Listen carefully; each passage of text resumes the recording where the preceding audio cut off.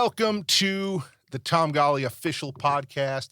With me today is a Grammy Award winner, multi-dub award winner. Actually, I think it's a multi-Grammy award. He'll let him correct me on all those stats, but he's an incredible songwriter, incredible producer, and been very helpful to me when it comes to some gear choices. And if you're in the songwriting Christian music industry, you know who I'm talking about, I hope, but his name is Chuck Butler. Welcome, Chuck. What's up, people? How you doing? I'm doing all right. Man, so this is actually our first time meeting officially.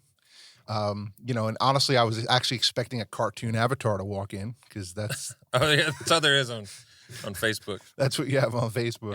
And I did that when I had stuff cut into my beard. And if you I haven't done that in a while. If I think I Googled you once, and I actually don't think the picture they had looks anything like you currently. There, in the music business, there has been another Chuck Butler. There's stuff in my BMI account that was written in when I was about 5.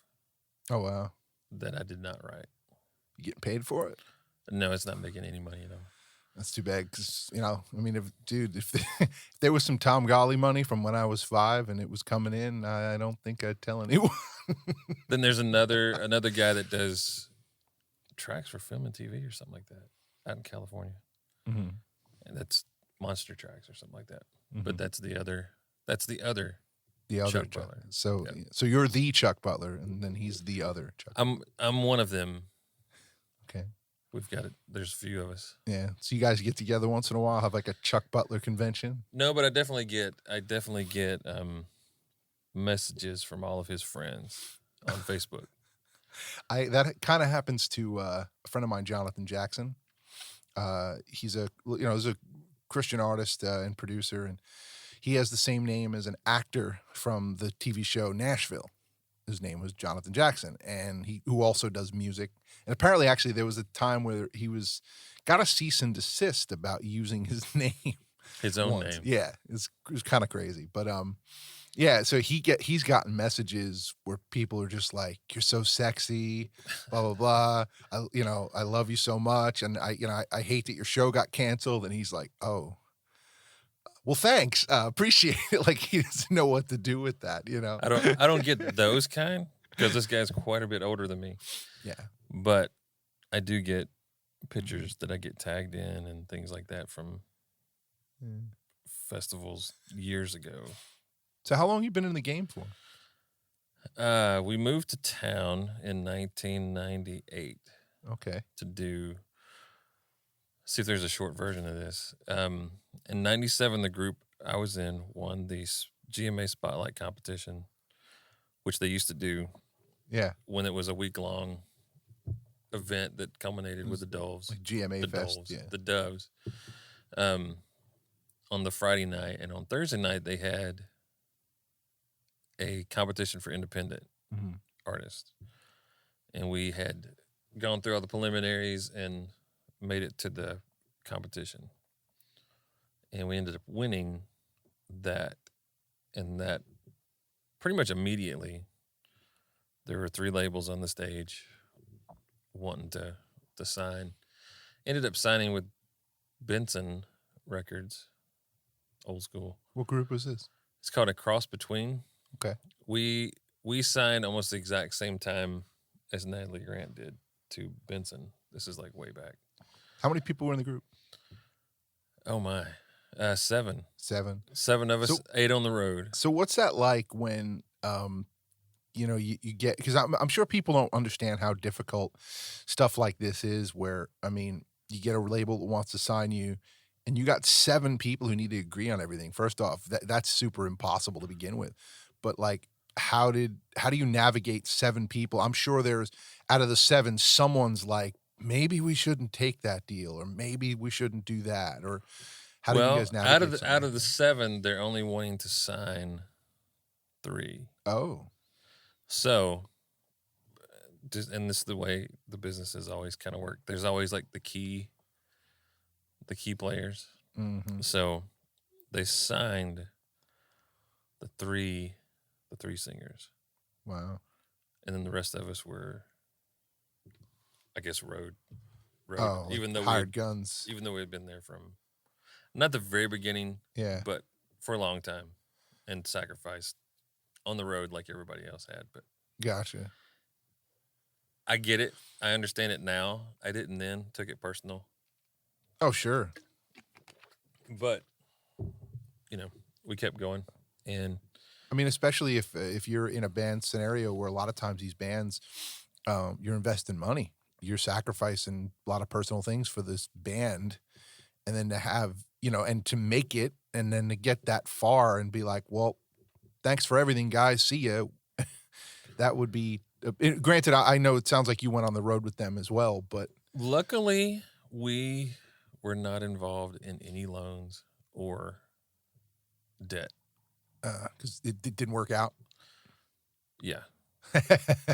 So it was, I mean, in the end, it was what it's supposed to be. In the beginning, you're like, well, that doesn't seem fair. But it was. I mean, it's probably exactly the way I would try to do it if somebody were coming in that I was looking at. So we signed a label, 2 years to make the record. Not going to name names, but one of the judges back up. The label head, A&R, and everybody that brought us in left.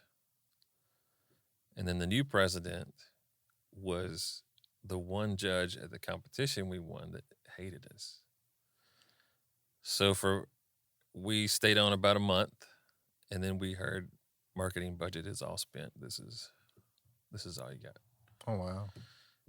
So pretty much saying you're gone. But it was just so, I mean, I can look back at it now and see that guy was just using it to bring me from where I was, which was no ends in the business, no relationships at all to into the business. Yeah.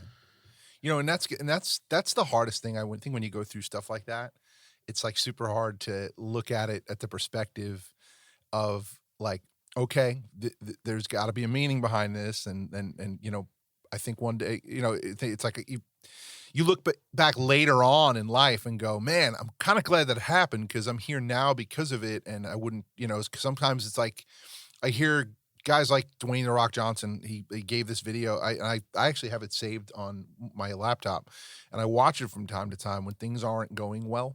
And he talks about how his dream was to be an NFL player. That was his dream. And when that didn't work out, he thought all was lost. And it turned out to be the best thing that never happened, because he ended up being in the WWE and became a superstar there, and became now I think he's a billionaire now because of some of his business moves and things. And it's like, so I often look at a lot of things even in the moment and try to remember that speech and perspective and go, this might be the best thing that never happened, so I'm going to try not to get mad. There's a lot, especially longer you live, the more of those things you have. That was definitely one of them. I didn't necessarily look at it that way. Yeah. Then no, of course not. Nobody does. Yeah. But the plus side was that the publisher kept me signed. Yeah. I thought was the plus. I mean, it was the plus side. So for like 3 more years, I was writing. Yeah. And then after those 3 years, the publisher brings me in, and he's like, "Well, man, I don't think this is working." And I just remembered this. This was the biggest thing. This is all like part of my story. I don't think this writing and producing thing is your bag.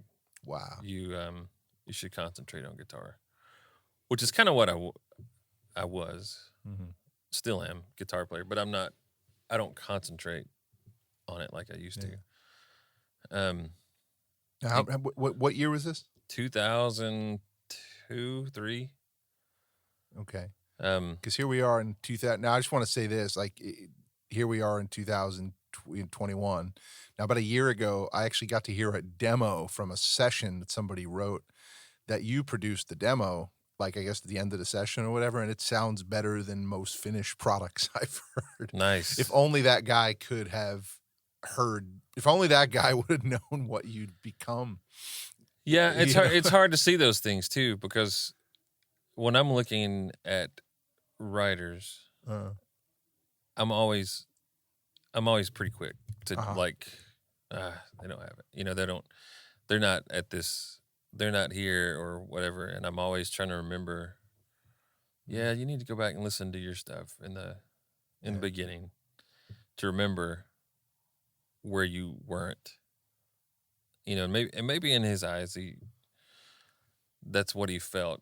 Of course, it was a huge publishing company. They had like 25 staff writers with 2 pluggers. That actually happened back then, plugging songs. So what happens when you have that big of an offset as far as like 12, 13 writers per plugger? They kind of get their favorites, favorite 2 or 3, kind of concentrate on those, and the other ones just kind of get left, you know, not thought of as much. And so but again, you can look back and be like, well, that was just another road, because if I'd have kept in the publishing deal, then I never would have met one of my best friends that I met right then. Right. And I was already jaded with the Christian music industry at that point. And then met what became still one of my best friends. We still play Call of Duty online together about twice a week. Was Dan Muckala, and he had just had a big pop hit with Backstreet Boys. It's about 2004. And we clicked and started working together.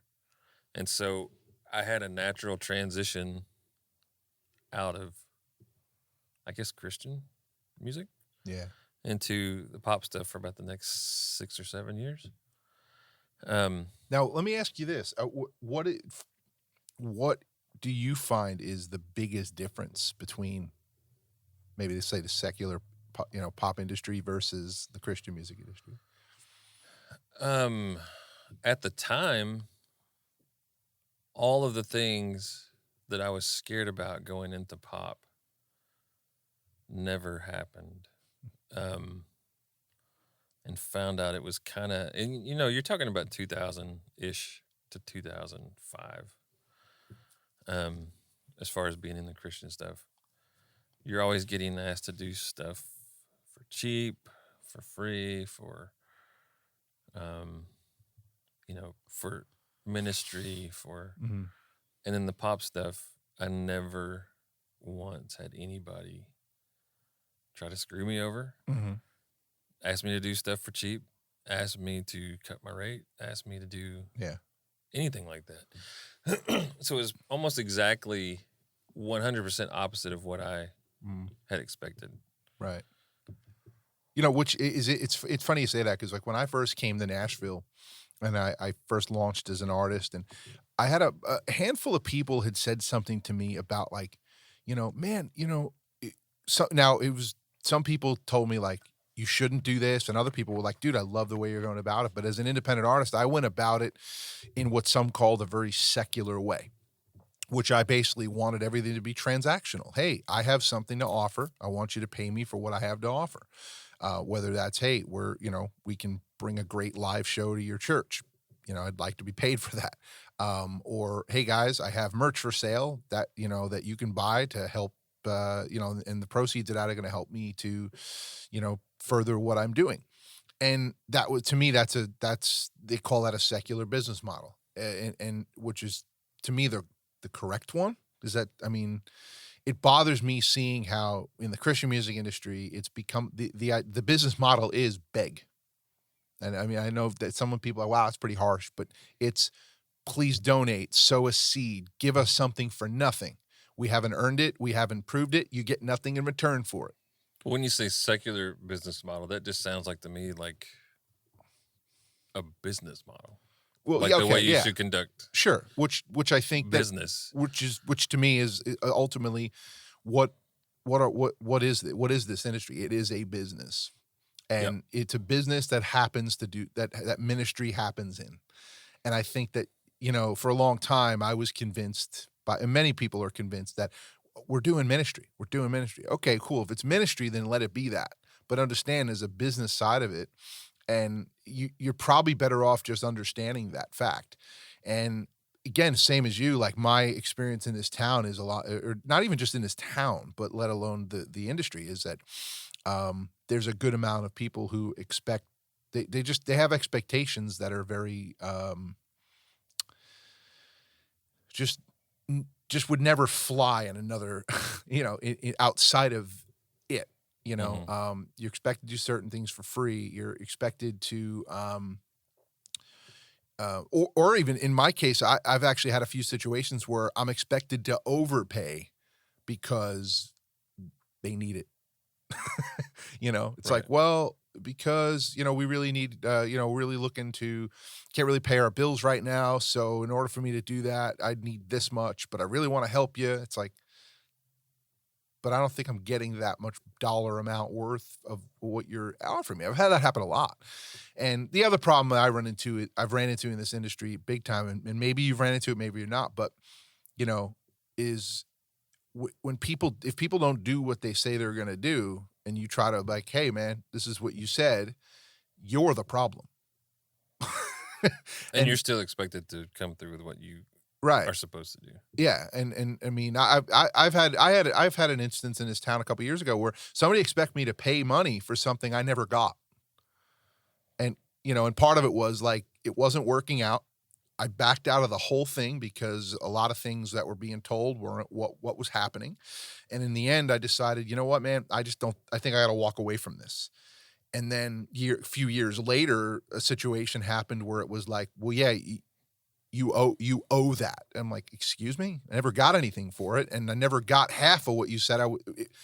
It was not being. The whole situation was not what you said it was going to be.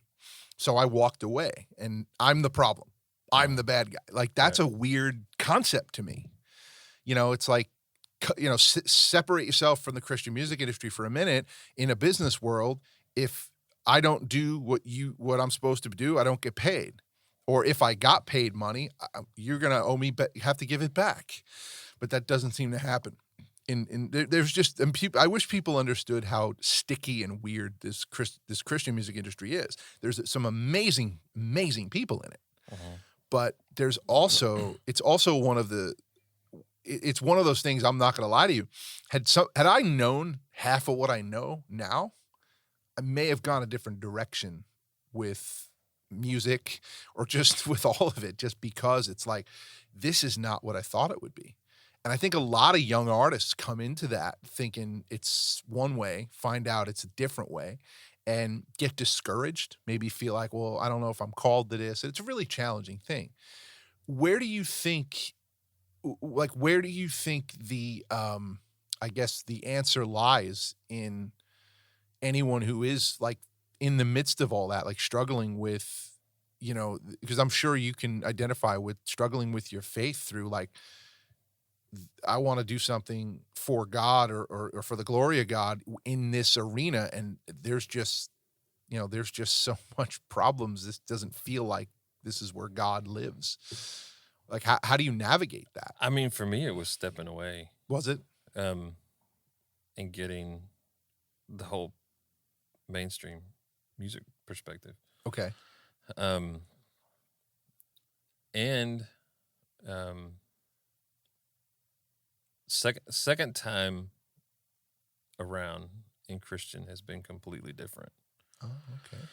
So it's you kind of start to see that it was, in the beginning, it was the group of people you were with, it was the company that you were under, it was the publishing company you were with, the way they did things, the way the head person thought, and you start to realize you were just kind of in a group of maybe some shifty people, Yeah.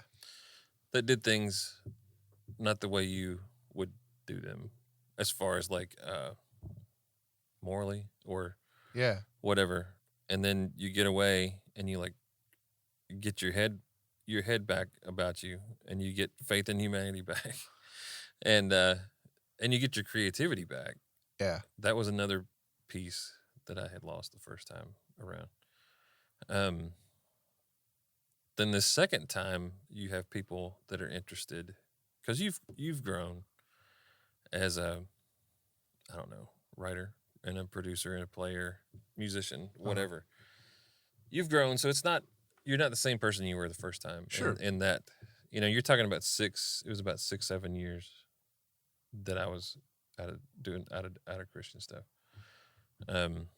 Were you still going to church and things like that, or did you step Oh away yeah, from all of it? It was no, it had nothing to do with Christianity at all. Okay, so it didn't really impact your faith per se. It more just had to do with what you were kind of doing within the industry. Yeah, I mean there was a lot of what I thought was the music business, Christian music business, was not what I got. Right. I mean that's most people. I got pretty jaded. And then when I was able to step away, and it's one of those. Again, looking back, you can see it's God. God was like, "Let's move you over here," and because there is a purpose. You can still see a purpose for all the stuff you went through. Yeah. Now,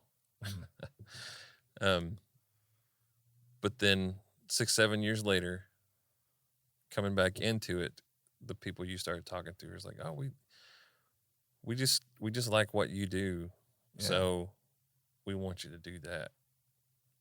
This second time around, as opposed to the first time around, we need every session you go into. It's like, we need a Christian since you've been gone. We need a Christian this. We need a Christian this. And you kind of lost your creativity, and you just chase these little templates. That's the thing. I struggle as a writer just because I'm not passionate about songwriting as a craft like maybe I should. But because to me, I came to town wanting to, hey, I want to be an artist. I want to go out there and perform. I want to sing. I want to rock out shows. And then I kind of found out that like it was sort of a expectation as an artist. Well, you got to write your own songs. You're not going to find songwriters who are like, here. I mean, you're going to find some, but you ultimately have to have a voice on these songs. And so it was, for me, learning about songwriting became more of a necessity. And it's interesting because I hear a lot of people talk about, writing is a craft, and it's like a muscle. You have to write every day. And I just find that, like, man, I only want to write songs when I feel like I have something to say, and it used to not be that way for artists. Yeah. It used to not be that way. When we first came to town, everybody was, and country still kind of does it. Mm-hmm. Everybody was just finding the best songs they could find, right, and recording them. But now, almost you kind of don't get a cut unless you're in the room with the artist, right. Even if it's a brand new, nobody knows who they are. And I almost feel like, I don't know, because it's an interesting world because, I feel like in a secular world, like, cause I got friends who are in secular bands, and they have meetings with A&R guys, and the A&R guys are like, okay, we want to see you developing your following. We want to see growth there. We want to see, your merch numbers growing. We want to see the business side of this working. Are you guys a profitable small business? Whereas in the Christian industry, all you get told about is like, oh, well, don't worry about none of that. Just, we need a great song. It's the song. You want to get signed? You need a great song. And I'm finding that to just not really be true. I almost feel like what they're doing is they're trying to stop great singers and great performers from, knocking down the doors of the record labels, being like, I'm ready to sign. All the stuff, the questions I get asked if I'm like showing an A&R person a new artist to kind of look out for. They're like, what's their socials like? Yeah. They're still asking those questions and not necessarily looking, at least in my experience, not necessarily looking for the song. They're looking for the star quality. Sure. And if they've already built, it's almost kind of like labels won't look at you unless you've kind of self-made. Right. To a point. But at the same time, it's like I've heard that argument made, but then I look at there's a handful of artists. I mean, and I don't mind naming them because, you look at guys like I mean, actually, gals even like Lauren Daigle. She came out of nowhere, and it was like she impressed people with her voice, and it was like, hey, let's build this thing, and they built it from scratch. Jordan Felice, granted, he was doing something, but he was doing something a lot different than what he's doing today. And they basically got him. I mean, he wrote tons of songs, and they launched him, and they built it from there. You know what I mean? It's not like he was out there as Jordan Felice doing the indie thing. Right. Well, they developed it though at a high level from the beginning, and it's like, and that I get that it works, but it's when, you get labels who have done those things, taken ground up, people from basically nothing. And both of those are on the same label, by the way. Exactly. Yeah. And there's a couple of other stories similar with that particular label where it's ground up growth. And it's like, then that label goes, well, yeah, man, the way to get signed is you just got to find that one song. And I'm like, well, it's almost like the farmer who's like, got to water it with Gatorade. And it's like, but you're using water. Nope. Trust me, man. Gatorade. Like, what are they doing? So so my point with that is like, it's just a very interesting thing because, you get told a lot of things by a lot of people that in my experience, it's not really helpful. It kind of depends on who you're working with. Yeah. What label, what, it seems like a lot of labels are just trying, like, it's almost like they're, and again, I'm willing to be wrong, and nothing I say on this podcast is ever meant to be taken as gospel. It's just an observation from my point of view. My point of view may be from the closet. I can't see it, but hey, I'm telling you what I see. I see darkness, But what I have seen a lot of, especially some of the smaller labels, is that they're signing people just out, like, oh, this girl sings good at church and she has a heart for the Lord, so we're going to sign her. It's like, okay. Meanwhile, there's a ton of indies that are out there building their fan base. They're killing the road. They're sharing stages with some of the biggest names, and holding their own amazingly. I mean, there's about at least 3 or 4 people I can think of right now that aren't me that are killing it as indies, and they've never got an email, never got a message, never got a phone call from a label, and it's like, what's going on? That it's almost like they don't know what they want, or they just want to completely cultivate something that they almost like they can control it from the beginning. It's like, I mean, that might not be wrong. To me, it's almost like they want a system quarterback. They don't want a Brett Favre. They want more like I'm trying to think, like an Alex Smith, like a guy who's going to fit in the system, and they're going to just be able to, hey, you call the plays, we run, and that's that. No creativity. We don't want you calling audibles. Just do it our way. I think it all depends. A lot of it depends on who you're actually talking to, and which label you're talking to. Sure. Because they each kind of have their own personality. Yeah. And what they're looking for. Mm. I've seen labels turn down artists, and then independently they get 1 million streams on Spotify. Hey, let's talk. Happens all the time. Yeah. But it depends on what that label is looking for. Sure. And you've got some that are not, that kind of still want to do it the old school way, which is develop and help the artist kind of become what they're going to become. And then others are just looking for them to be what they are. Yeah. What I've seen a lot happen too is, I mean, you see that, and I've seen this a couple times over the years as a music fan. You get these bands that, they're young. They're 19, 20 years old. They're young, just, fresh out of high school kind of thing. They get signed. They start doing the road thing. They're everywhere. And then they decide, you know what, man, this has been fun, but we want girlfriends. We want wives. We want kids. We want, we don't want this anymore.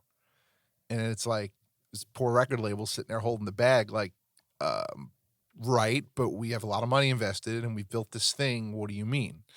And that's why I don't understand why, like I said, a lot of the indies, myself included, are, well over 30.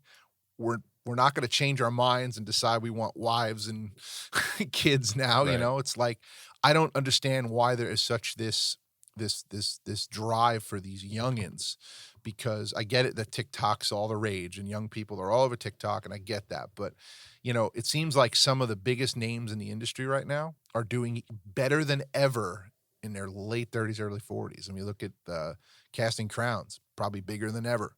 I mean, Mercy Me can sell out stadiums.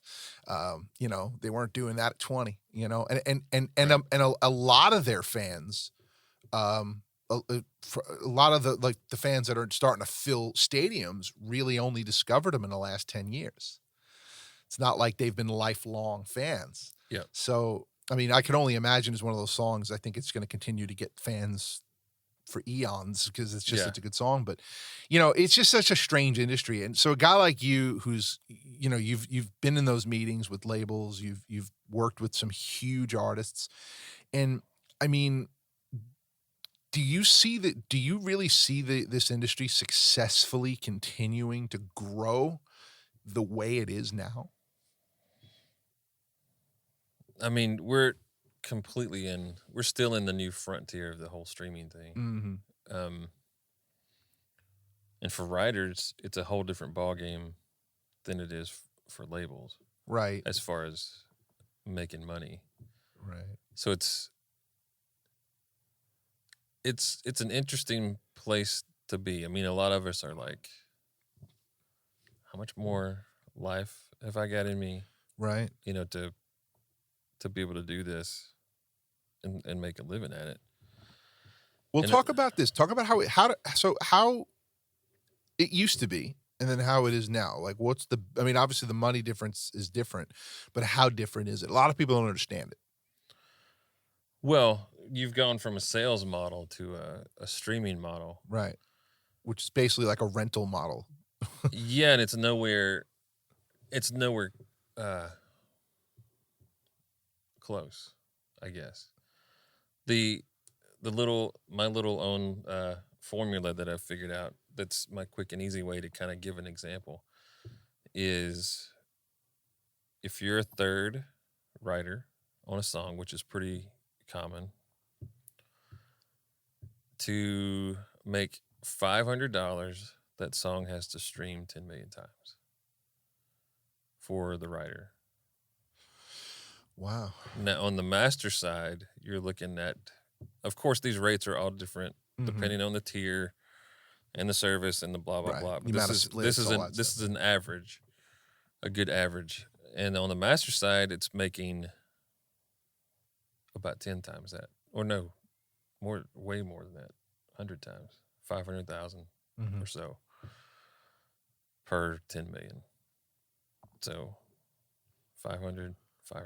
I mean, there's a big gap, and it's our money as writers is still in radio. Yeah. Singles and CCLI if you're in the worship space, and then sync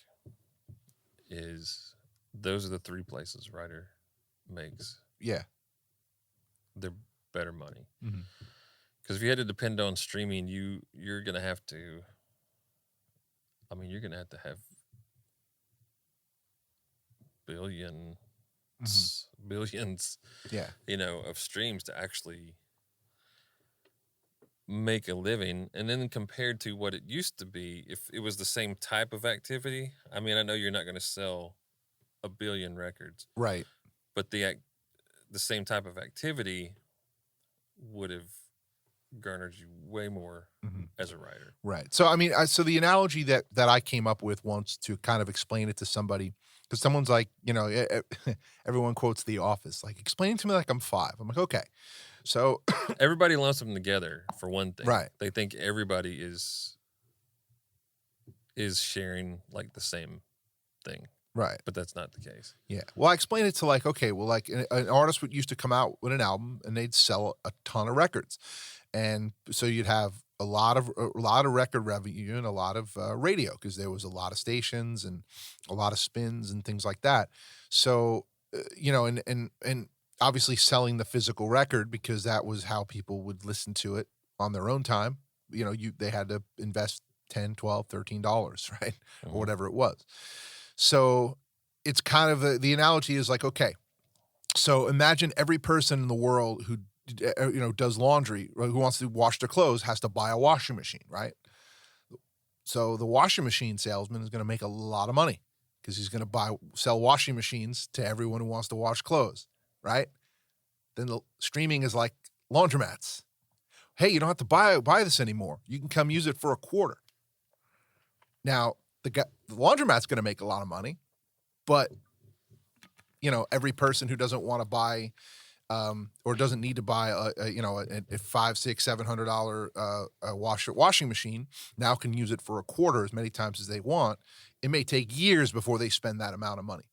So obviously what the artist and the artist never actually see, or the writers never actually see that quarter. Maybe they see 1 cent from it.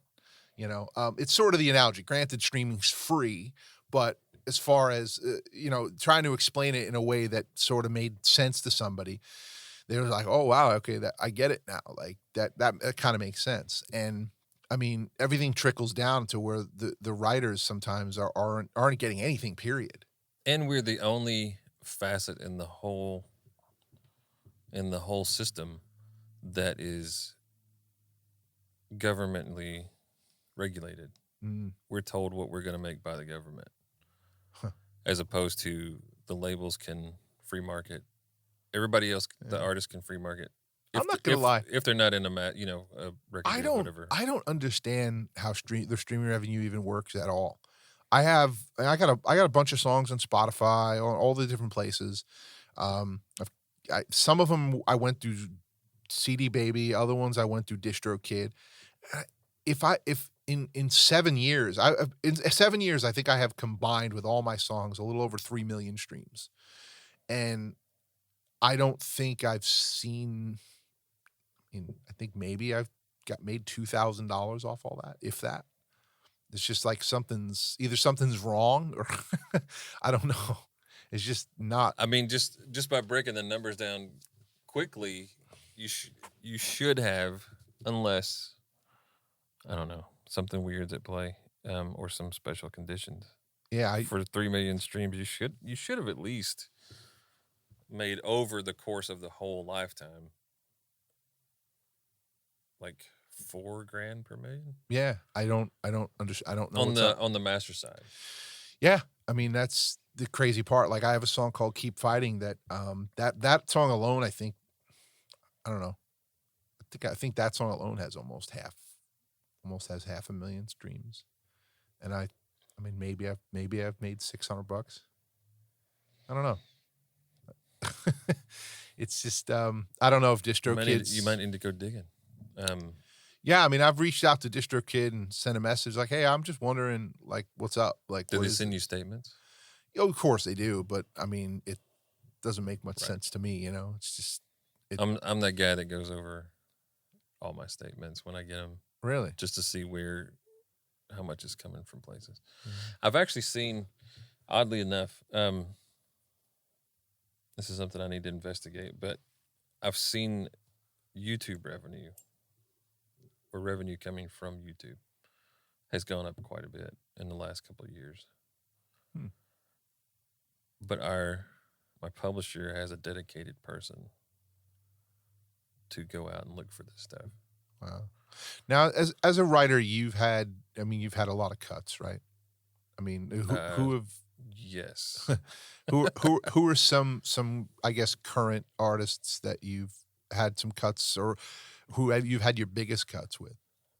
Biggest cuts have been Torn Wells, Hills and Valleys, Famous For is a more recent one, or Until Grace. I don't know we don't know how big that one is yet. I'm trying to think, Carrie Roberts, was one of my bigger ones. That's about 10 years ago. Brandon Heath Christmas stuff.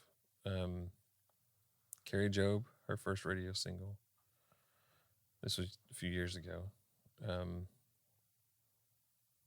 Trying to think. It's one of those things I should have written down, but I didn't. Pre-touring, Royal Taylor had a few of their hits. Okay. That's back when he used to do backflips on the stage and, when he was young. Yeah, he's still young. I played a festival with him once, and kind of backstage, I'm like, "How many backflips you doing?" He's like, "I'm not trying to die, man."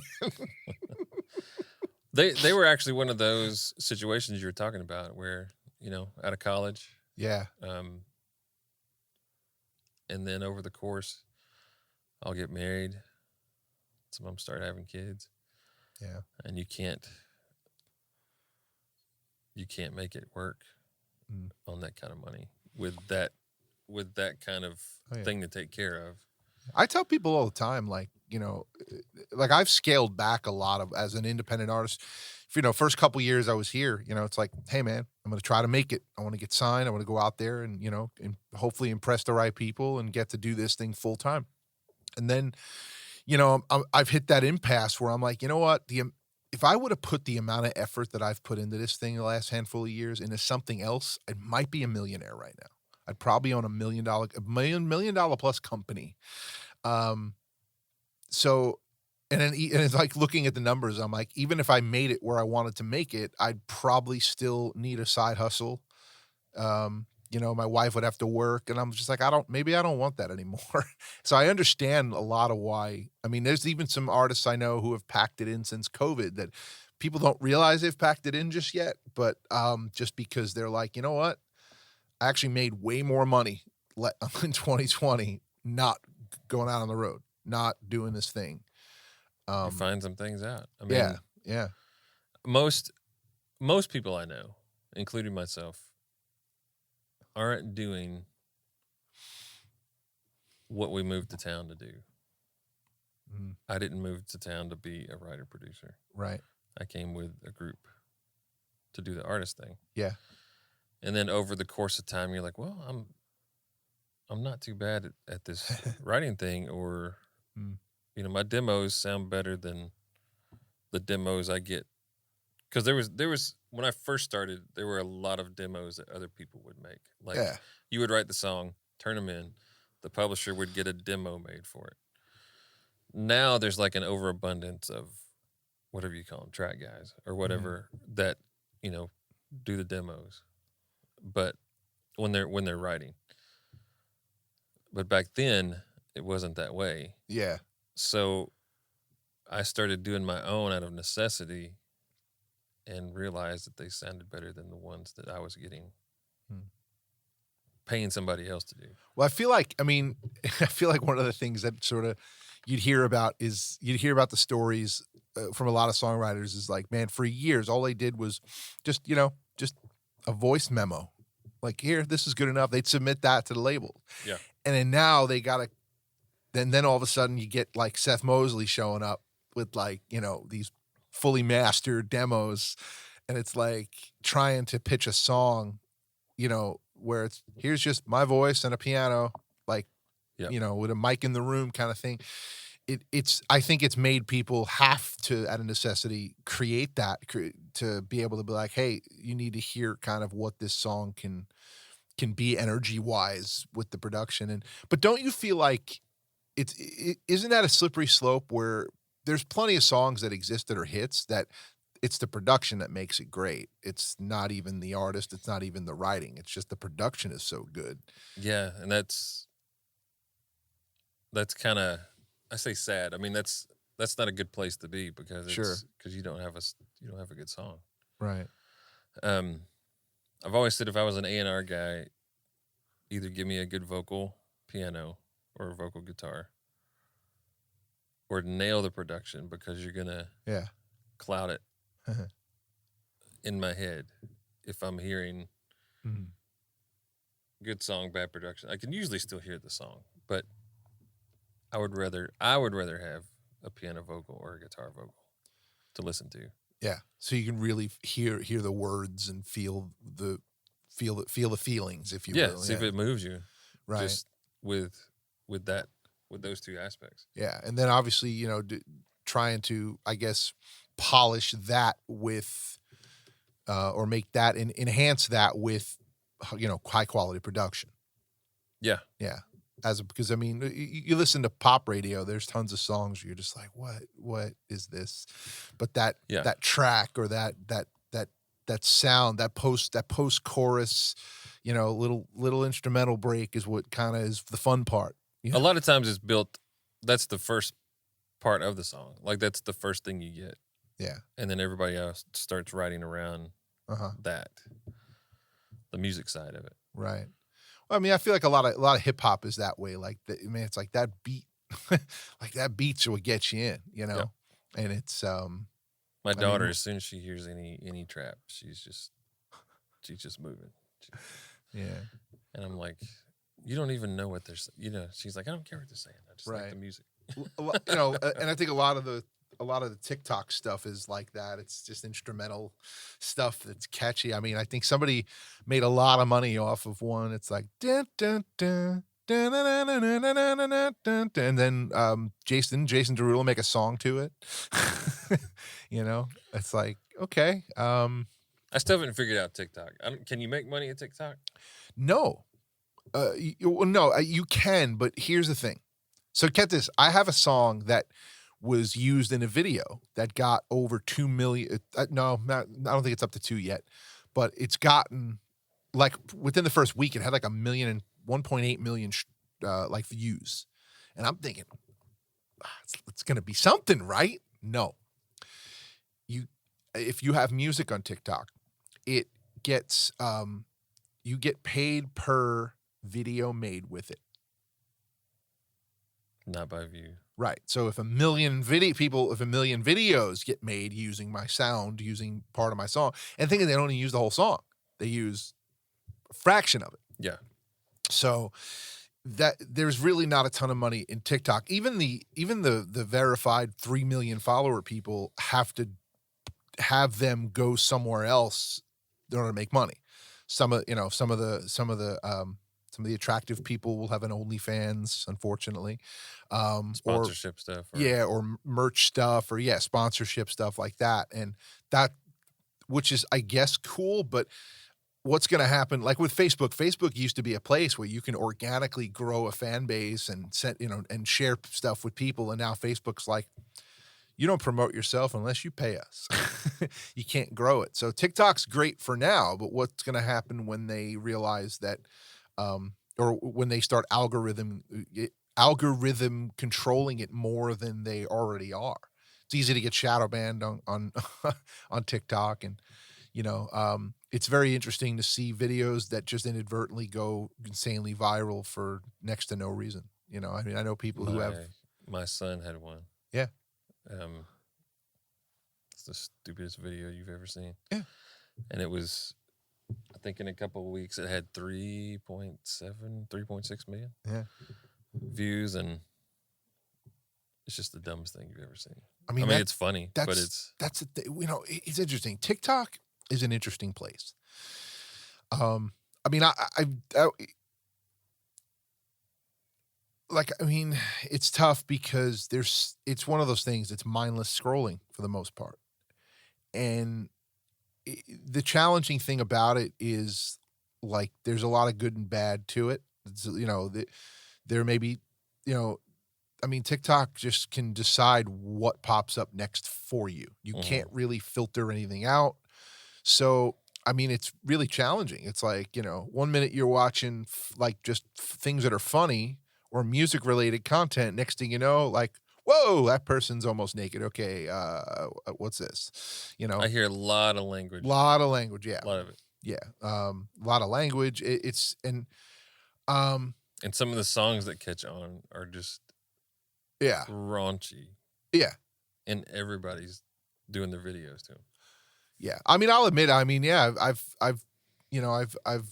had one or two of them pop in my head once in a while, and I'm like, wow. Like, and some of them are like parodies of something else, but it's the parody is actually catchy. than the original idea. And, I mean, to be honest, the language doesn't bother me so much as an adult, but, like, it bothers me that kids are getting this and kind of it's normalizing kids to talk that way all the time, and, Yeah. I mean, I personally have my theories about I tell people I don't necessarily believe in a thing called bad language, I just believe there's a bad place and time to use certain words, and, you know, for some, you know, like, there's certain words you shouldn't use in front of children, there's certain words you shouldn't use on a stage, or for me, so certain words I'm not gonna use on social media or in a song, but, you know, maybe amongst your buddies or, you know, maybe just in with the right audience, certain words should not be used, you know, and I'm just not a fan of having it out there publicly all the time for all to consume. It's just a bad look in my opinion, and that's the challenge that I have even as a dad with TikTok is like you kids, you know, I mean, I overhear my daughter scrolling, and it's like I have this dichotomy of like, okay, I could ban her from it, but Right. then one, it's gonna make her wanna consume that stuff more. And like for me, like as a kid, I was banned from watching MTV when everyone else I knew was. I was an alien. I didn't know anything. I didn't know who Beavis and Butthead were the first 2 seasons. I'm like, "What do Yeah. you what is I don't know what this is because 'cause I'm not allowed to watch it." And I realized, like, that really like, the banning me from watching it didn't do anything for me 'cause later on in life, I binge watched all of it, Right. got caught up. But instead of, I really wish my parents would have just navigated with me a little more like, "Hey, I know it's funny that he said that, but hey, I don't ever wanna hear you saying that." You know, like, navigate that of why, Yeah. "Hey, yes, that's funny, but don't do that." Or, "Yeah, that stunt is really cool where he jumped off the roof into a pile of pillows, but don't do that." You know, it's like, Right. I think as parents, we have to learn how to navigate our kids through the rough waters, not avoid them. And that's sort of how I've approached that kind of stuff because they're gonna be around it and in it and through it eventually anyway. We So me and my son went through, not that I made him, but I was like, here's a show we need to watch. He was 14. And so went through and started watching all the Beavis and Butthead. yeah, Just because I was a fan of it when it was originally yeah. out. It's not as funny when you're older when you watch it. You're like, oh wow. It's not. And my wife the whole time has been like, I don't get it. I'm like, babe, you've never been a 13-year-old boy like they are Yeah. in the show. You've never had these just stupid Mm. thoughts about everything. See, I was never I didn't really enjoy the cartoon aspect. I love when they were watching the music videos and the stuff they'd say then. You know? Just I mean, the commentary sometimes they make like, this guy looks like, you know, like something he looks like. It Kind of like a different Mystery Science. exactly Yeah. that. Yeah. It's I love and that's what I enjoy. And that's sort of my humor anyway. Yeah. Like, I mean, I'll be sitting with my band at a restaurant, you know, and like something like we'll see something and I'll be like, hey, that guy looks like we saw this guy, which unfortunately I always forget half my band guys aren't really sports guys.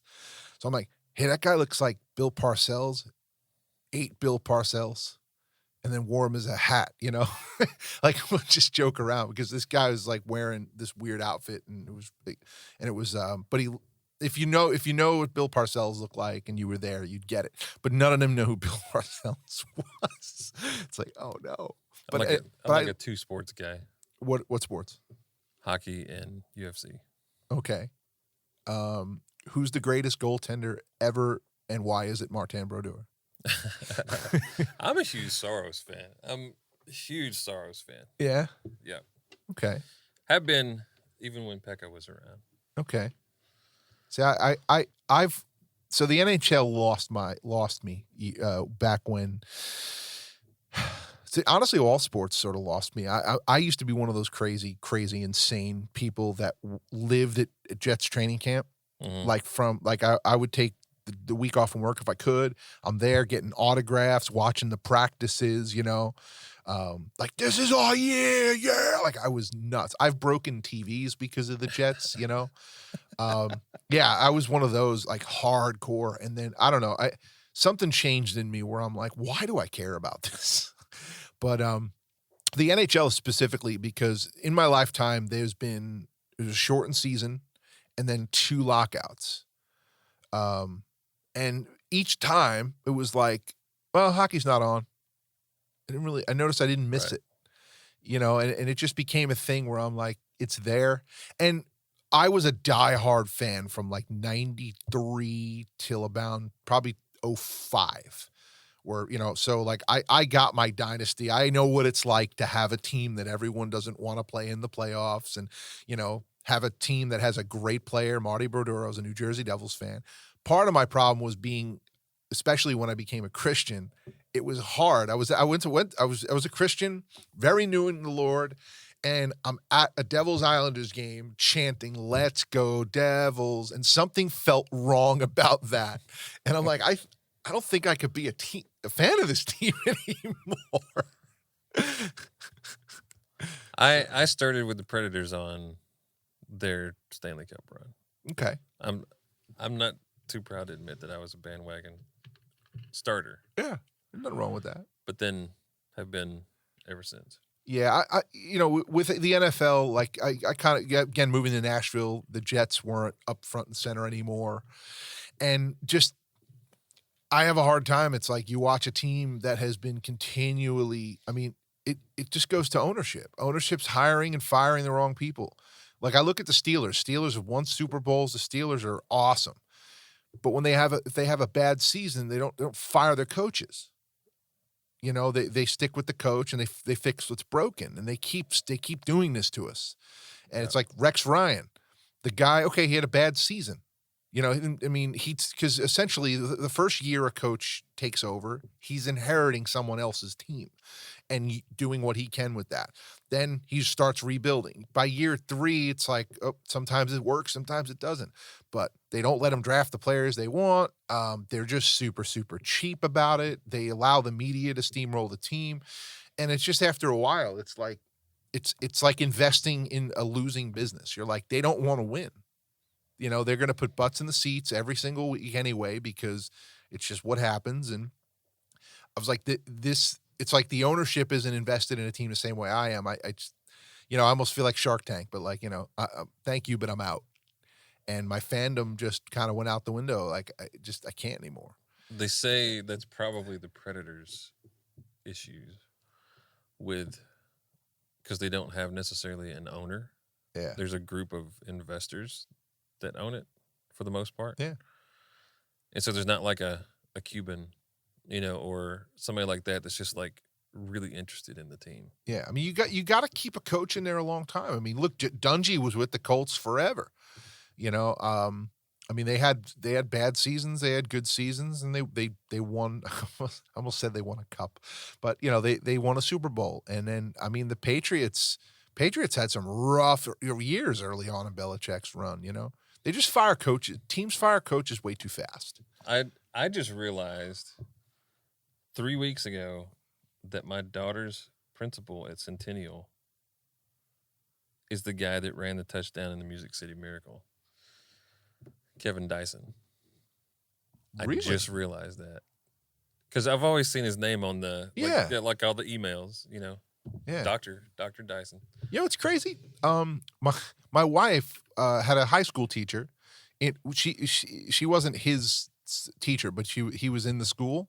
But it was Mr. Walker, and it was Wesley Walker, like one of the great Jets receivers, like played with Namath, And just totally went into something else after. Yeah, went into teaching, and like he has like one picture on his classroom of when he played for the Jets, and like it's crazy that you tell like people who are like fans of they're diehard fans, they're just like, wait, what? Wesley Walker? Oh my gosh! But that's the way we were when we found out. We were like, Music City Miracle, and my daughter's like, what's that? They just know him as Dr. Dyson.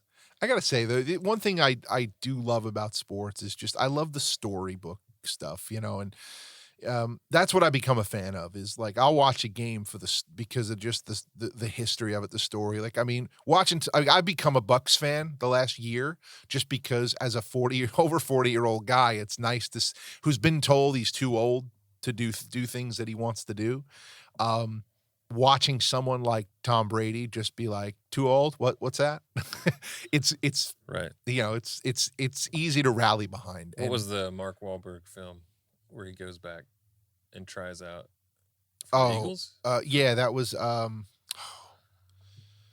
that's kind of one of those. I can't remember the name of it. stories. Yeah, but he played Vince Papale, and that was they had like they were gonna have replacement. They had replacement players, I think.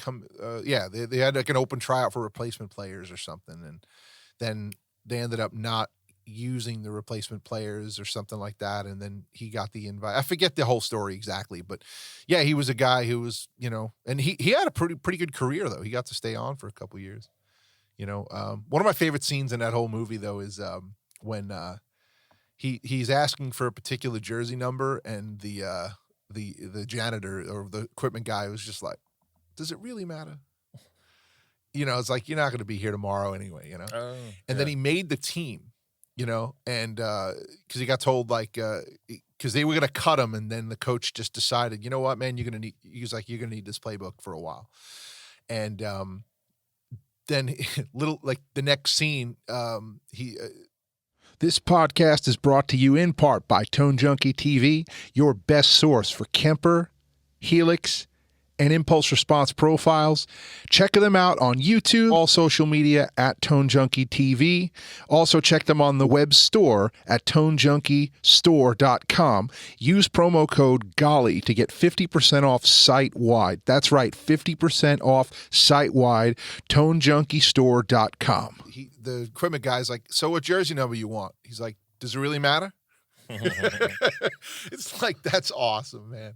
But so I've just become a fan of that kind of stuff. I mean, like, I'll watch a Packers game just because, like, oh wow, Aaron Rodgers just came back from the COVID. I wonder how he's going to do. And I like, that's why I'm starting to like to watch certain sports. I don't subscribe necessarily to one team to where, like, if my team loses suddenly, like, I feel like, oh, I just don't care anymore. Once Jordan retired, I stopped watching basketball because I was let's see, how old was I? 20, 25 when they were making their big run for their 6 championships with the Bulls. So I was actually watching as it happened, and then I just stopped because I was like, I can't. Nobody else does that. Nobody else. Yeah. Nobody else does the artistry that he does when he plays. Yeah. And then, and then a lot of friends that weren't alive then or weren't into sports at that point watched The Last Dance. Yeah.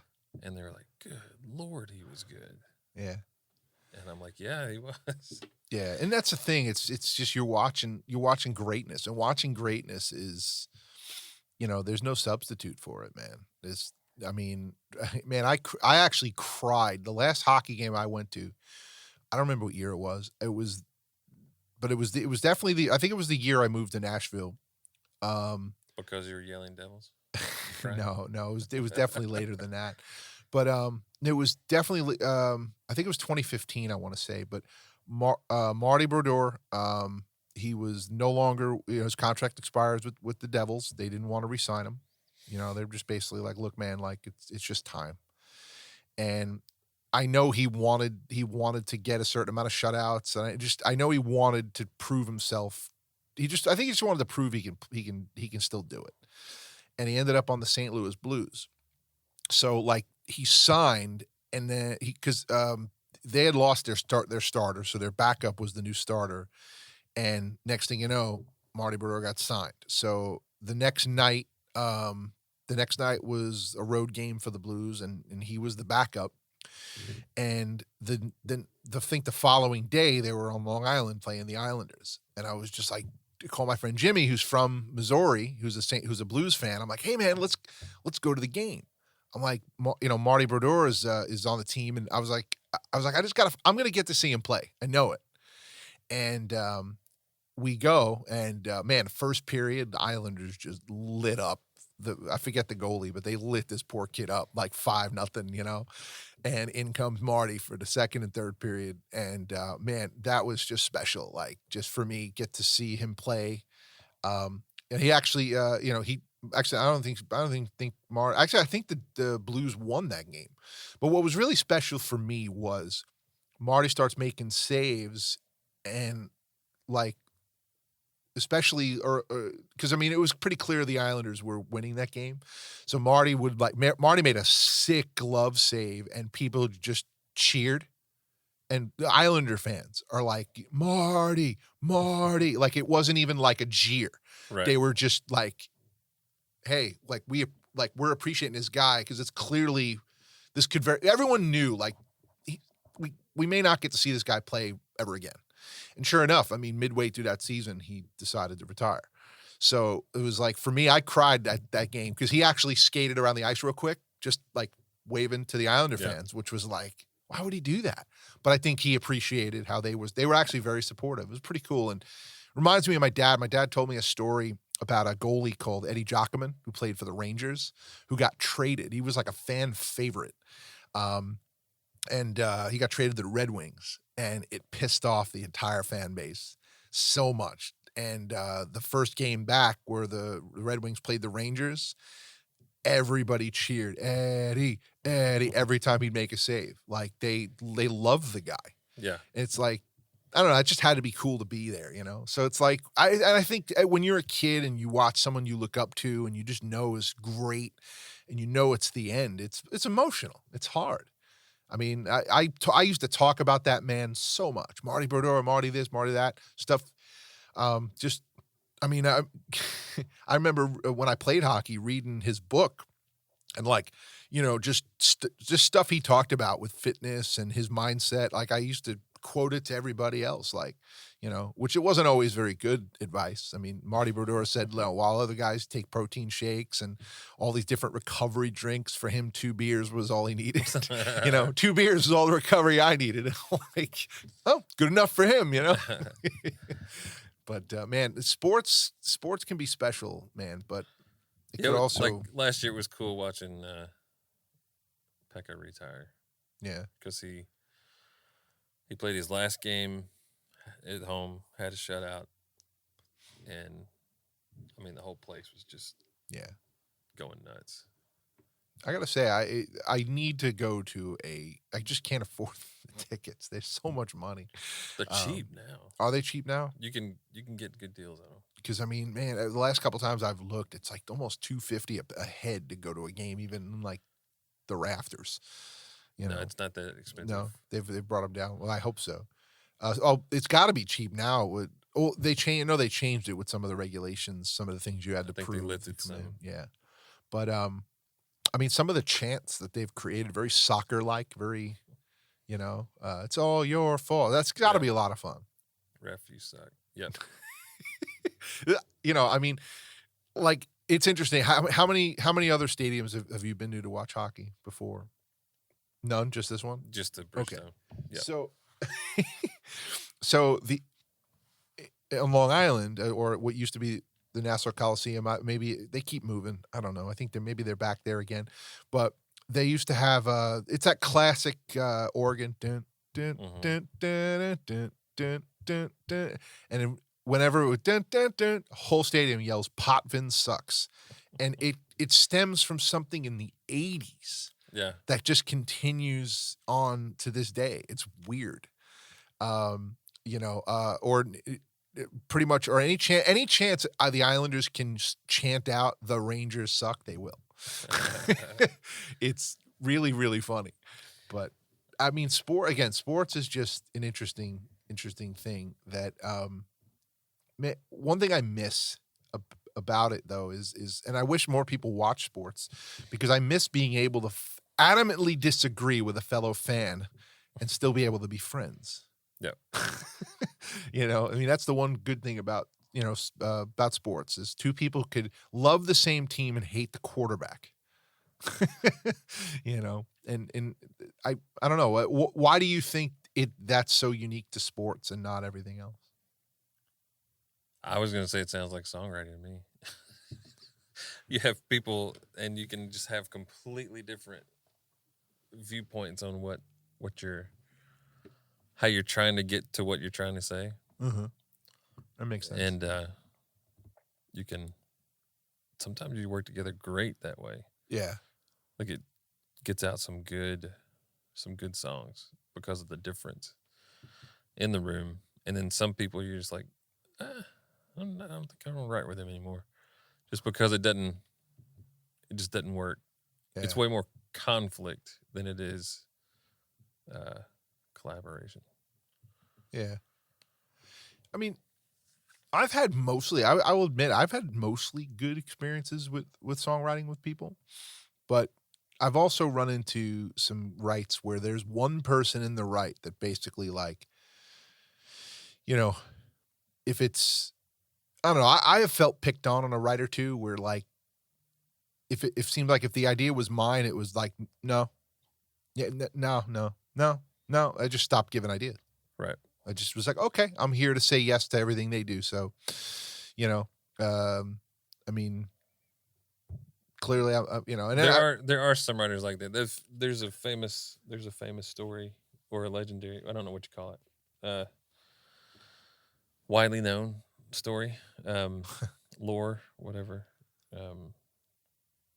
Big name writer in town was writing with a new artist. This is in the country realm. Yeah. And the artist kept throwing ideas out or just throwing stuff out. And the writer finally says, look, how about you just sit in the corner and let us take you to the bank, all right? And so he just sat there and let him write the song. And it was a hit. But that definitely happens. Yeah. For sure. The some people want you to I don't know, have not a reputation, but they don't take the idea for just face value. Yeah. They want you to have something to back it up with previous, as far as like, well, yeah, he knows what he's talking about because he wrote this, as opposed to just recognizing a good idea and running with it. I mean, I struggle too, because a lot of times it's like, okay, cool. Like I'm not typically in a room to write like, hey, this song's getting pitched. You know, a lot of times I'm end up in the room because it's like, hey, I'm looking for songs, and you know, this could be one. And I struggle sometimes. It's like, okay, we're halfway through this song, and I just can't envision myself standing on a stage singing this, delivering this message, or even just doing this way at all. But it's like, it's, you know, so at the level that I'm at, as far as the most of the majority of people I write is, you know, everyone starts quoting seminars they've took of, you know, every song deserves to be finished. And it's like, well, it's not, I get it, but I was going to say at that point, you either say that. Yeah.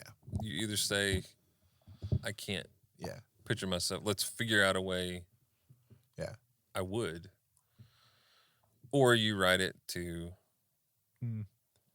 pitch to somebody else. I think the other struggle too is a lot of the people that I write with are also worship leaders.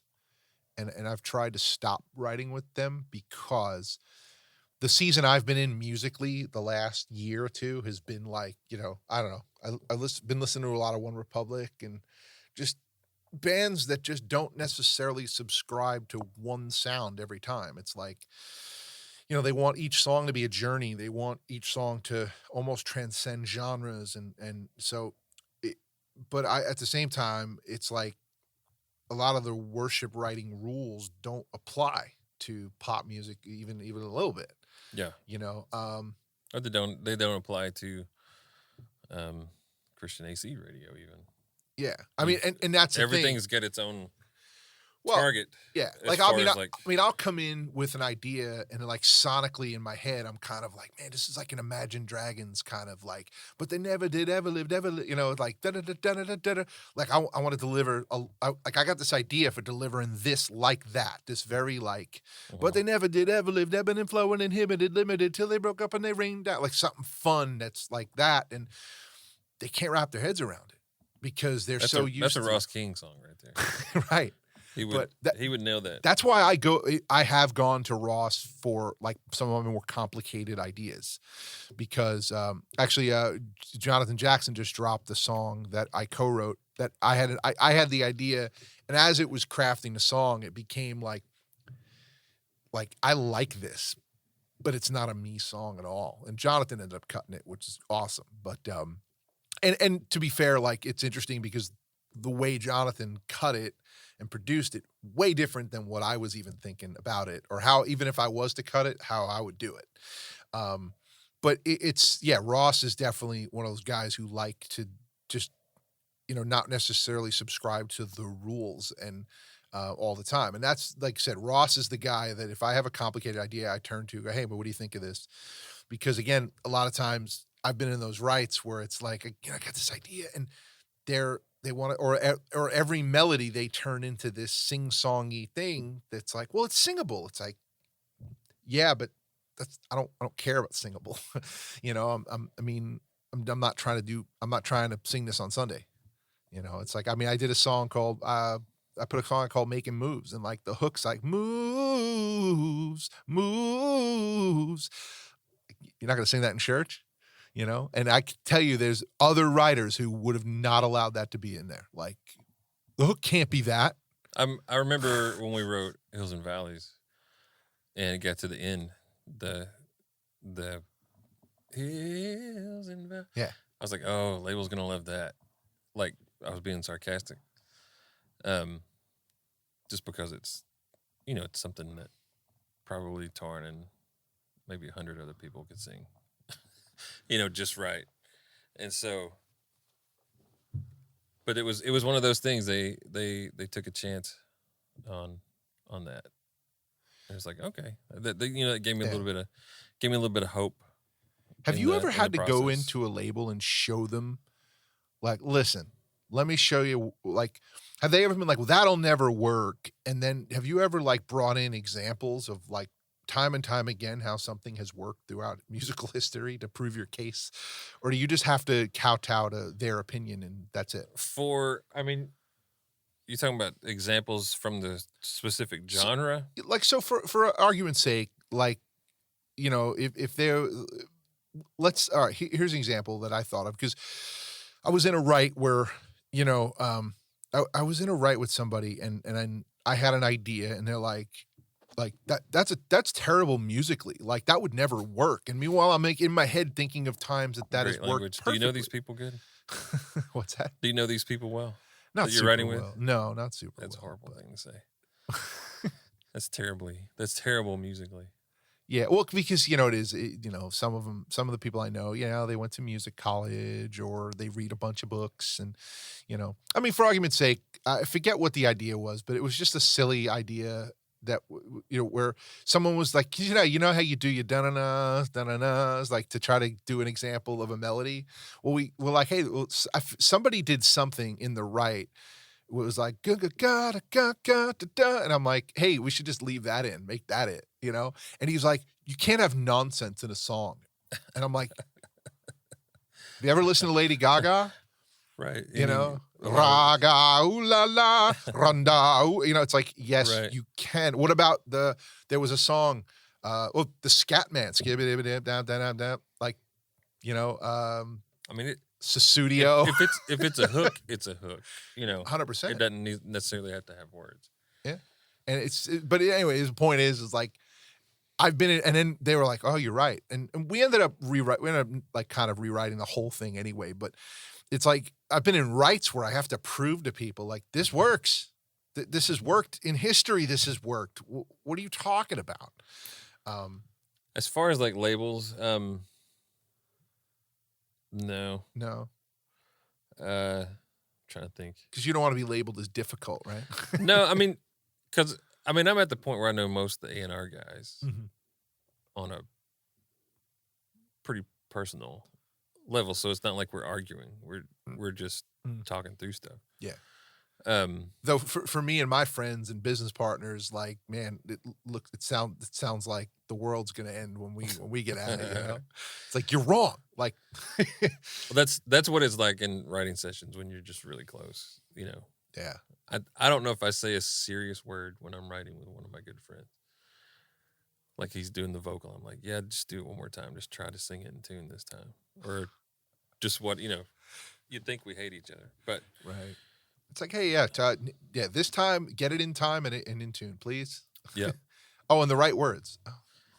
But because when you AC radio for Christian stuff at least is a very narrow target to hit. Most of it's lyrically, and then the second part of it is the music. You can't be too, I don't know what you call it, progressive or mainstream. Can't have I hate the guitars in word it. progressive. But like if you ever look at the charts, Christian mainstream, they're usually 180 degrees from each other. Yeah. Like what's going on in mainstream is opposite in the Christian stuff. Unless you're talking about AC, like CHR, which has a lot more leeway artistically, but is way less. You don't make as much money on it. So why do you think radio has gone the way it has in the Christian industry? For argument's sake, like, they used to be the old adage that radio plays what they want you to hear, and it seems like with Christian music, it's more like they're more worried about they want to play what Becky wants to hear. It's all about the testing. Yeah. And yeah, if you don't test well, it's hard to get picked up. Mm-hmm. And the testing is kind of interesting in itself. Go in a room and they play 10-second clips of songs and you're marking on a piece of paper. The little, like the ABCD. Yeah, I mean, my only argument against that would be, here's an example. I had a guy in here recently, Daniel Reed. We were talking about how like some of our favorite music we hated the first time we heard it. I mean, one of my favorite Mercy Me records was Generous Mr. Lovewell. And prior to that record, I mean, like the one I had listened to the most was an older one of theirs called All That Is Within Me, and they had a much different sound. It was like, who is this band? What happened? What happened to the guitars? What happened to it went very soft to me. And I'm like, I listened to it once and I'm going, oh no, I don't like this band anymore. And decided, you know what? I'm going to listen to this every day for the rest of the week in the car, and I'll make a determination then. To me, that's one of their greatest records because my first listen, I didn't like it at all, not even a little bit. But my point is with that is, and I know a lot of people struggle sometimes the first time they hear something to really grab it, to really like it. So to judge whether a song tests well on 10 seconds is very weird to me. Yeah, it's well, not to bring Torn up again, but he's a great example. He never tests well. Yeah. And so Hills and Valleys was a struggle to get on to radio. Stations wouldn't add it, but it was being consumed at rates that outpaced the whole rest of the label. And that's a song I don't think would.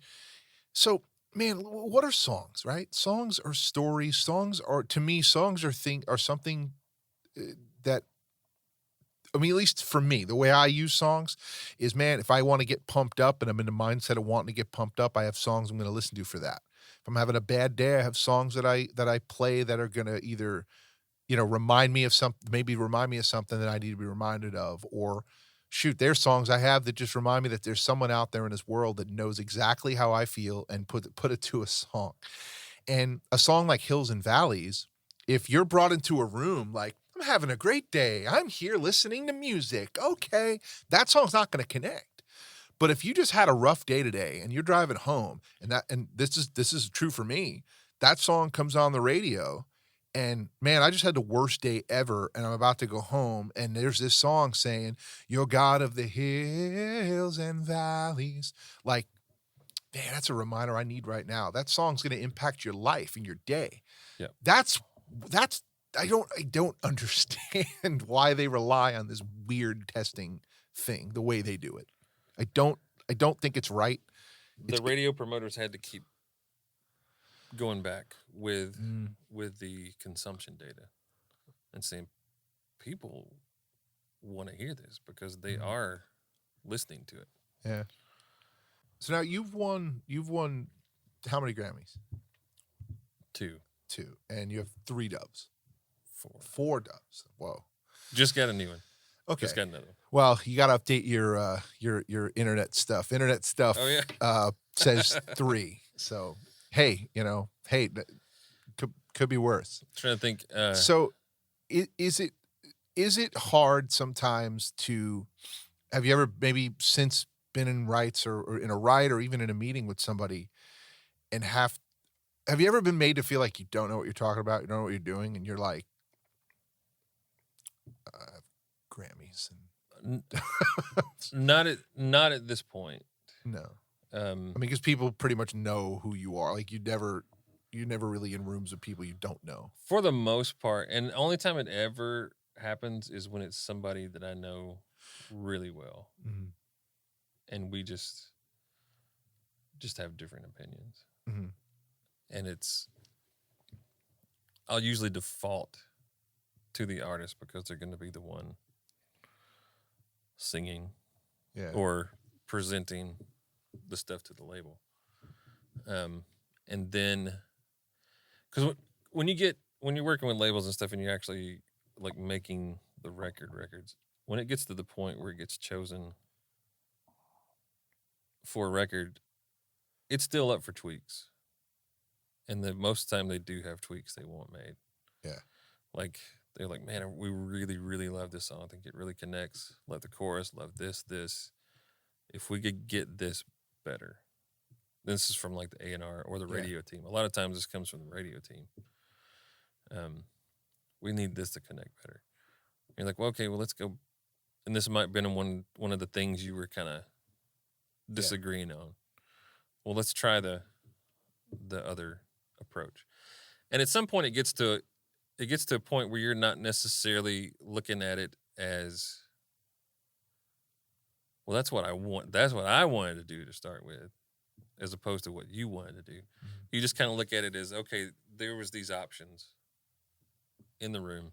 Let's try this other stuff.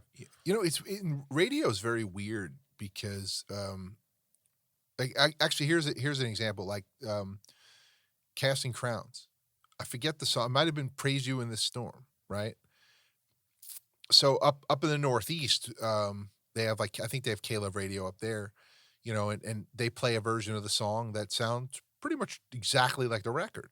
But down here, in Nashville on Way FM, they play a version of it that sounds like it's been sped up by like 2 BPM.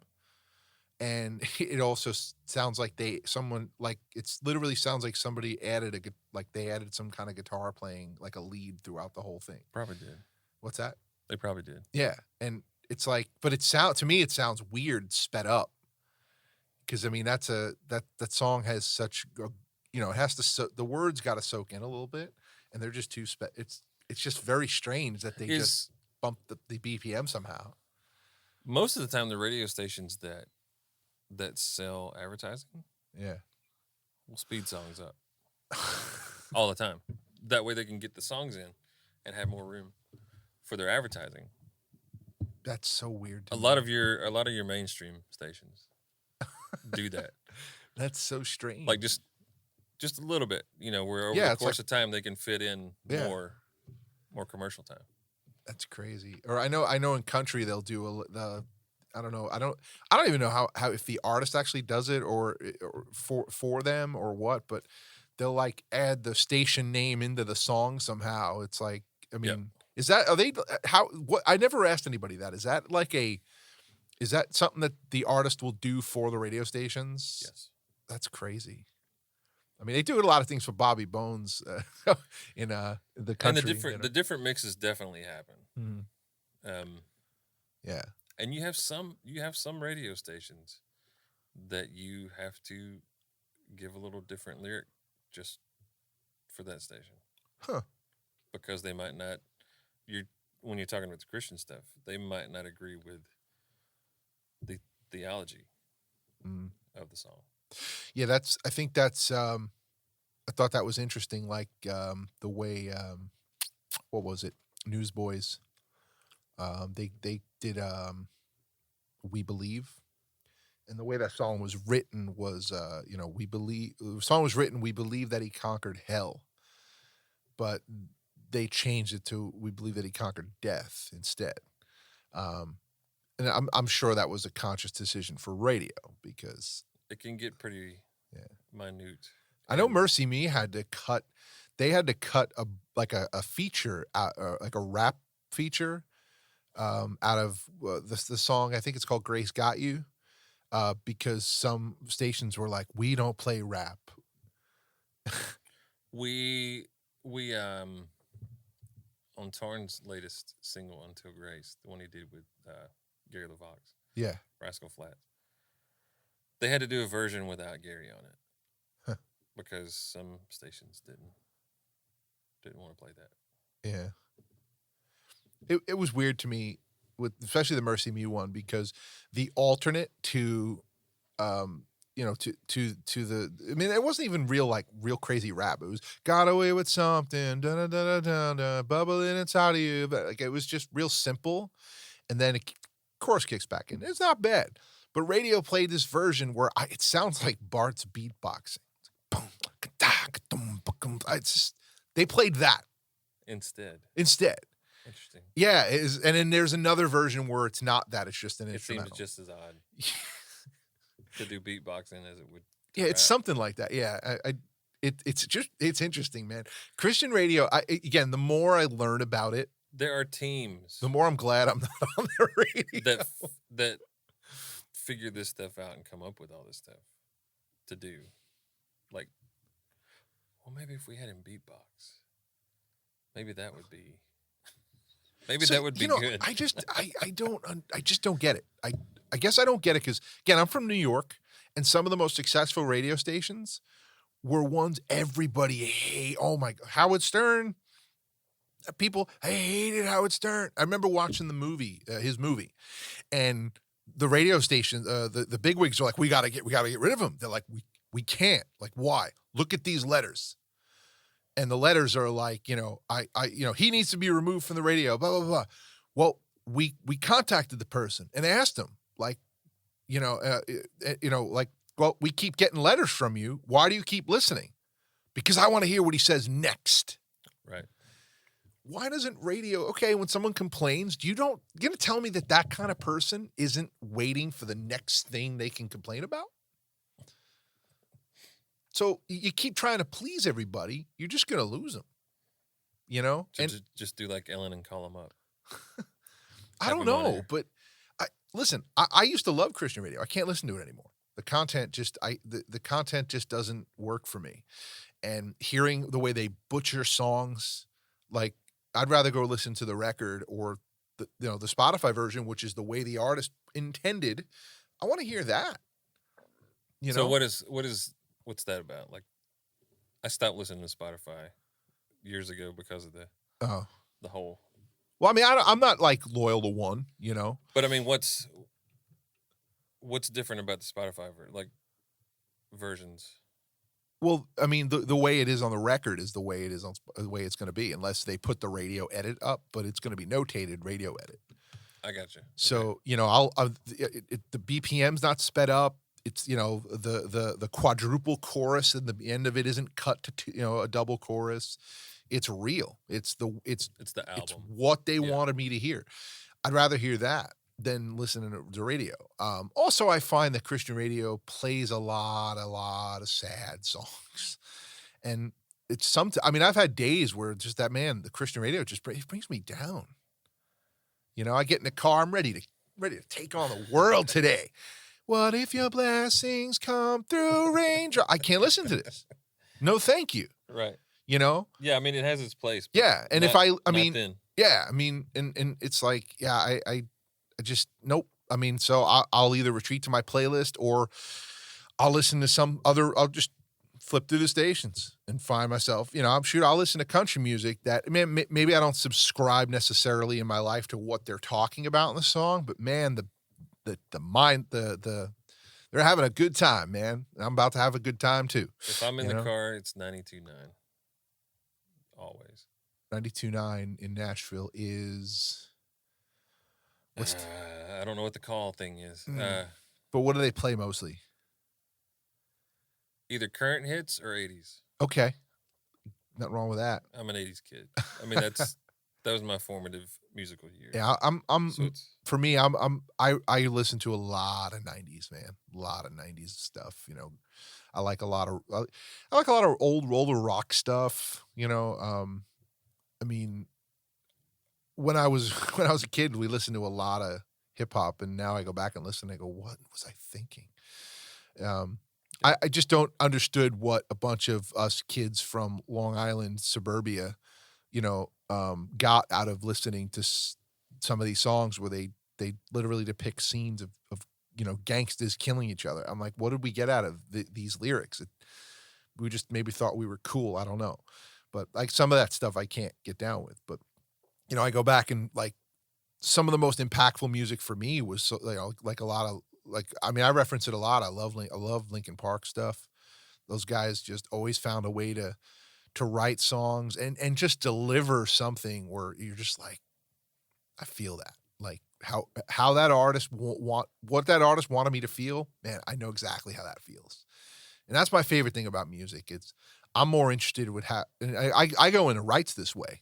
I'm more interested in how this song's gonna make me feel, than it is on what it sounds like, how cool or clever the lyric is. Is this making me feel okay? And I mean, that's really what I try to do, man. I just believe that songs have the ability to make you feel like that, like your best friend just put his arm around you during your toughest days, or your best friend high-fiving you when you had a good one. Yep. It's that's going to happen with how it feels, not how it sounds, not the production, not the clever lyric. It's how the song's going to feel. And I wish more people thought like that, because a lot of people don't. They're more interested in clever lyric. Oh, great, but your clever lyric doesn't make me feel anything. Yeah. And that's where, like I said, where Linkin Park did it right. Like, kind of getting hung up on having a clever lyric. Yeah. And not necessarily the story punch. Yeah, I mean, a good example is, for me anyway, like I have a single I'm going to be putting out soon. There's nothing super special about the lyrics. We actually kind of borrowed from we actually borrowed from the Serenity Prayer and just kind of rewrote the Serenity Prayer a little bit and made that the chorus.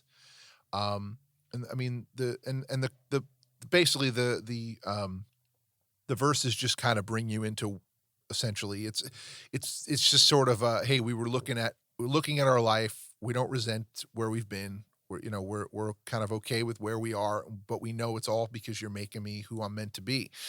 And in that, you want the serenity to accept the things you cannot change, the wisdom. And it's to me, the song is just one of those songs where I feel like on a tough day, or just a tough day to put yourself in perspective, the song, just listening to the demos, puts a lot of things in perspective depending on my mood. And I feel like, man, like this is a song that is going to make people hopefully like feel good about maybe that bad thing that happened today, or maybe even keep them level headed about the good thing that happened today, and again, to me, that's what I focus on as an artist is what am I hoping people are going to feel when they hear this? And, because I don't think I'm ever going to impress anybody with my lyrics, but I think that with what we're trying to the feeling I'm trying to convey, maybe that'll be impressive. I don't know, but I mean, I think I just wish our radio focused a little more on that than half the other nonsense that they worry about. Whether Gary LeVox should be on it, or a rap line should be in a song. It's silly. It's silly. There's a little thing that hit me one day when we were trying to figure out, we would look at the chart and be like, oh, that song sucks, or just something like that. And it hit me. Whose song was it, Chuck? Well, I don't know. Well, here's the thing. Have you got a thing where you can pull up a chart, any chart, music chart? Have you got a way to pull? Oh, right now? Yeah. But just pull up any chart of your favorite genre. I'm trying to think of something really like a funny genre, like I don't know, like just pop AC. Is that even a thing? Is there pop AC or mainstream should be? Yeah. Okay, we'll just pull up a pop music chart. This way we don't lose any friends today.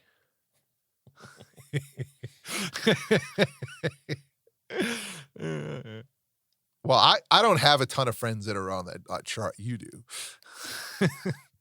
Hot 100, Billboard. So find you a top 10. So find the top 10. Okay.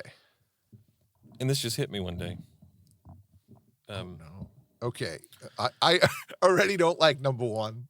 So tell me out of those 10, which ones you like? 1. Okay.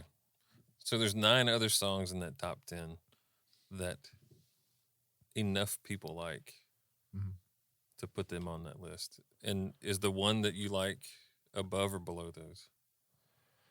Probably in the middle. Below most of them.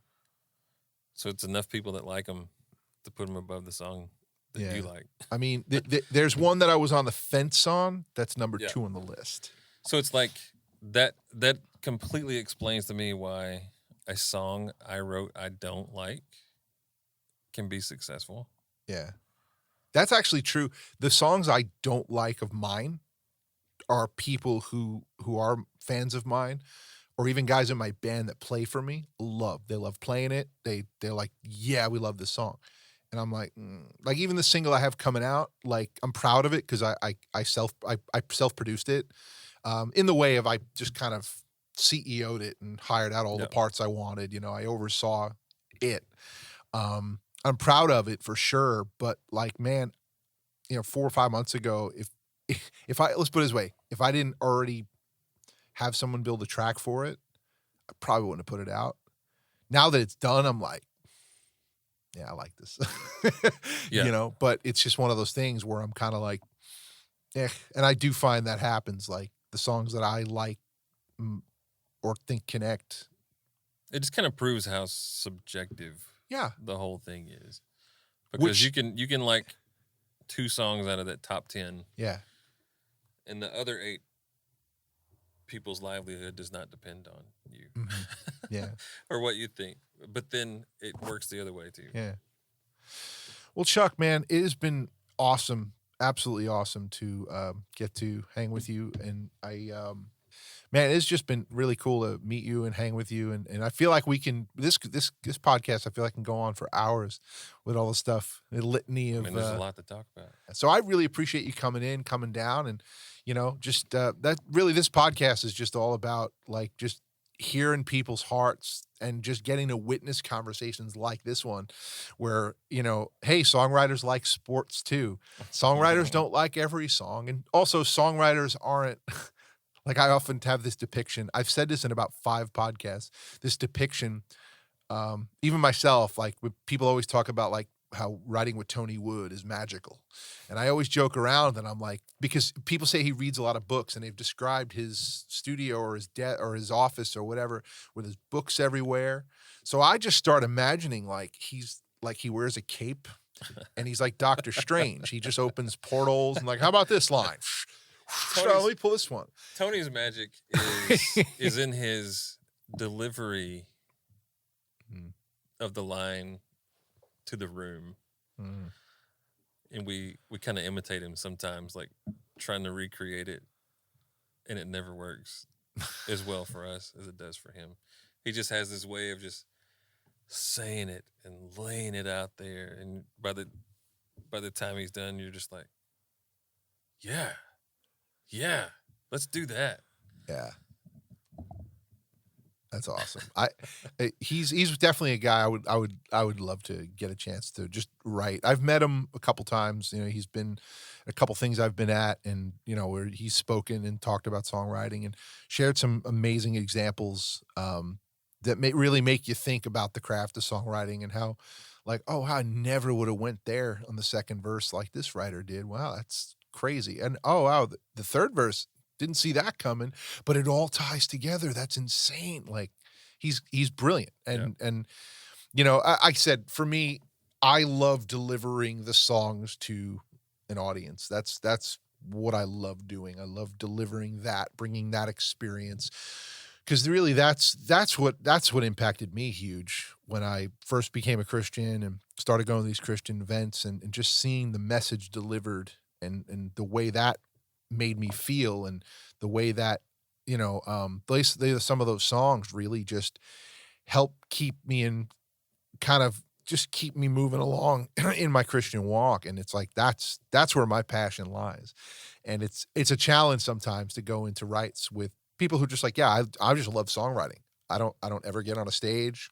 I don't really care about any of that. I just love writing, and um, I I wish I was as passionate about writing as some people because then I'd probably be better at it than I am. But Once we get to see the other side, I went out with Torrin 3 weeks ago for about 3 days, oh, and then once we get to see the other side, you're like, good Lord, I had no idea. did he make you do backflips? No. I was just watching Yeah, the crowd, yeah. the impact that it had, and I was just like, good Lord. I mean, I get to see it from time to time, Yeah, but just that's not near enough. and I mean, I'll bet that makes some. I mean, writing a song that ends up on an album that wins awards, all that stuff. It's not this smooth sailing journey either. It probably makes all the hard. Some of the argument, maybe there's arguments, maybe there's pushback. Well, Some of the most of the time it's a road. I mean, it's a journey. yeah, Most of my songs that have done well, the soonest it's come out after being written is maybe 2 years. The bigger ones, Hills and Valleys, famous for, um, we are. I'm trying to think. They were about 4 years wow, from the time they were written to yeah, the time they made it out. that's definitely a slow and steady pace. Yeah. That's wild, And man. you try to acclimate new writers to that Mm. because they're like, okay, I got a hit. Where's my money? You know, it's like, well, you get about another 4 months for it to go up and down on the chart, Mm. and then you get about another 9 after that before you start seeing anything on it. Wow. As far as like monetarily. So I mean, what you're saying is that if you're not patient, Yes, you're gonna struggle pretty hard as a pro songwriter. Music is about the only thing in my life I've had patience with. For some reason. What don't you have patience with? Well, pretty much everything else. I mean, once I had kids, I became patient. Okay. With kids To an extent. To an extent, but before that, I had none. Yeah. Like I kept thinking, man, I'm going to be the worst father, Right. because I'm just not going to have any leniency or any patience at all. Yeah. Because you'd want to kill some of those kids in nursery that you would help take care of. But then as soon as my son showed up, it was like, that's how I feel. Just had patience. So I'm definitely a girl dad. I have way more patience with them. Whereas if they were boys, it would be tougher. And and it's interesting because I got a buddy of mine who's got I think he's like an 8 or 9-year-old son, and like his son like steps to him, like challenges him. I'm like, I'd choke that little kid. I wouldn't really choke him, but I'd want to choke him, and I just think I'd be way harder on him than I could be. Like my daughters are very, I'm very, very, very reluctant to ever, kind of be, like super, super overly strict with them. Like I believe in kind of, just swooping in and out of my kids' lives like Batman when it comes to certain things. Like, like figure it out for yourself. Yep. Here's how you do that. and watch them do it. Yeah. Not let them fall, but I mean, I'm going to be right there, but try to help them become capable. And that takes patience to not go and take whatever it is out of their hands and do it for them, you know?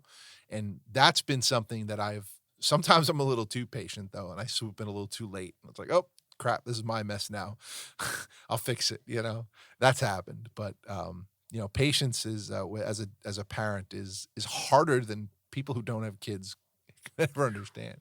Now, how old is your oldest? 19. Oh, he's 19. Okay. So yeah. And my daughter's 15. Okay. My son's 19, daughter's 15. Oh, so gosh. So like me, you've endured the last handful of years of, you know, hormones. You don't know what you're talking about. You're out of, like my kids like think I'm completely out of touch. I have a 12-year-old and 18-year-old, and they're like, I'm completely out of touch. Like I have no idea what I'm talking about, you know? And I know from my life, I know probably it's going to take till I'm about till my oldest is about 30 before she realizes, whoa, he was right the whole time. Yeah, just like we did. Yep. Oh yeah. Yeah. There was that was a tough day when I realized everything my dad ever tried to warn me about, everything he told me, if I made a couple of these choices, like this is what's going to happen and this is how it's going to go. When I realized, oh my gosh, he predicted it. He was right. I couldn't go back because he passed away when I was 23. Right. It was like, whoa, I messed up. You know? Yeah, I remember one day I was out on my patio or out in our backyard, at the house. And I just remember thinking, for some reason, it just like hit like a ton of bricks how much of a stud my dad was. And he was already gone. So it was like you couldn't go tell him you realized it, Yeah. That you know what it means now to make sure your kids had food, make sure they had clothes, they never went without. As a parent, one of the hardest things, as a parent, one of the hardest things for me has been, I'm starting to recognize some of the things in my own life some of the negative things about me that come from how I was maybe treated by my parents in certain situations as a kid, and it's like realizing that like, oh, wow, this is how that's manifesting itself. That's been a challenge to realize that in some ways I'm almost punishing myself through them in certain situations as it reminds me of something I did maybe, or that I felt guilty about or whatever it might be. And I think what was really tough for me was like, really like looking at my childhood, and there was a point where before my mom passed away where we talked a lot about the past. And, I finally like shared with her like hey, like, do you remember when I was 17 and this thing happened and you said that? Like, that really hurt me. That cut me to my core, and just looking to have those conversations to get the peace and closure, and instead of it being what I had hoped it would have been, of like shedding some light, like, oh, I know I said that and my intention was this, and I'm so sorry it hurt you. It's not what happened. Instead, it was justification on why I was wrong. And it just, man, it's like, forget about ripping Band-Aids. It was like ripping open scars. Yeah. And I realized that, like, man, same thing when I had that epiphany of, my gosh, my dad is right, is like, I realized, he passed away when I was 23, and here I am at 40. And it's like, I've been carrying around a lot of the stuff from when, that I never got to maybe try to get the closure or find the place to let it go or forgive it, because, you never got that I'm sorry, or that, hey, I was trying my best. I did what I thought was right. Like, just hearing words like that would be helpful, So I find or even just that I had no clue. Because like I found myself recently in a situation with my youngest daughter where I reacted in a way that reminded me of like, wow, my dad treating me this way about, and what I had done. Like, it's not even like I consciously like meant to do that and cause all the problems that I caused. I was a kid. I didn't know. But here I am yelling at this kid the same way, who doesn't understand why she said what she said or did what she did. And I'm just like, wait, hold on. No. I'm not gonna make her wait, or I'm not gonna possibly make her wait 20 years to come back to this moment. So I sat her down and went, hey, Yeah. you know what? I reacted the way I did because I'm just scared. When I don't understand, I get scared. And, I was like, I'm sorry I reacted the way I did. And because really what happened is, you know how it is with your kids. You catch them with one thing and you start just accusing them of worse, worse, worse. And he's like, that's kind of what I did. And this poor kid's like, I didn't do any of those things, Yeah. And my parents used to do a lot of this, like, you think this and you think that. It's like, no, I don't. What are you talking about? And I have a tendency to do that to my kids. And lately I've realized, wait a minute, if I ever do that, I'm like, wait, I'm sorry. That's what I'm afraid you're thinking. Right. Or the story, I've learned to kind of go, I'm afraid you're thinking this instead of accusing them of thinking it.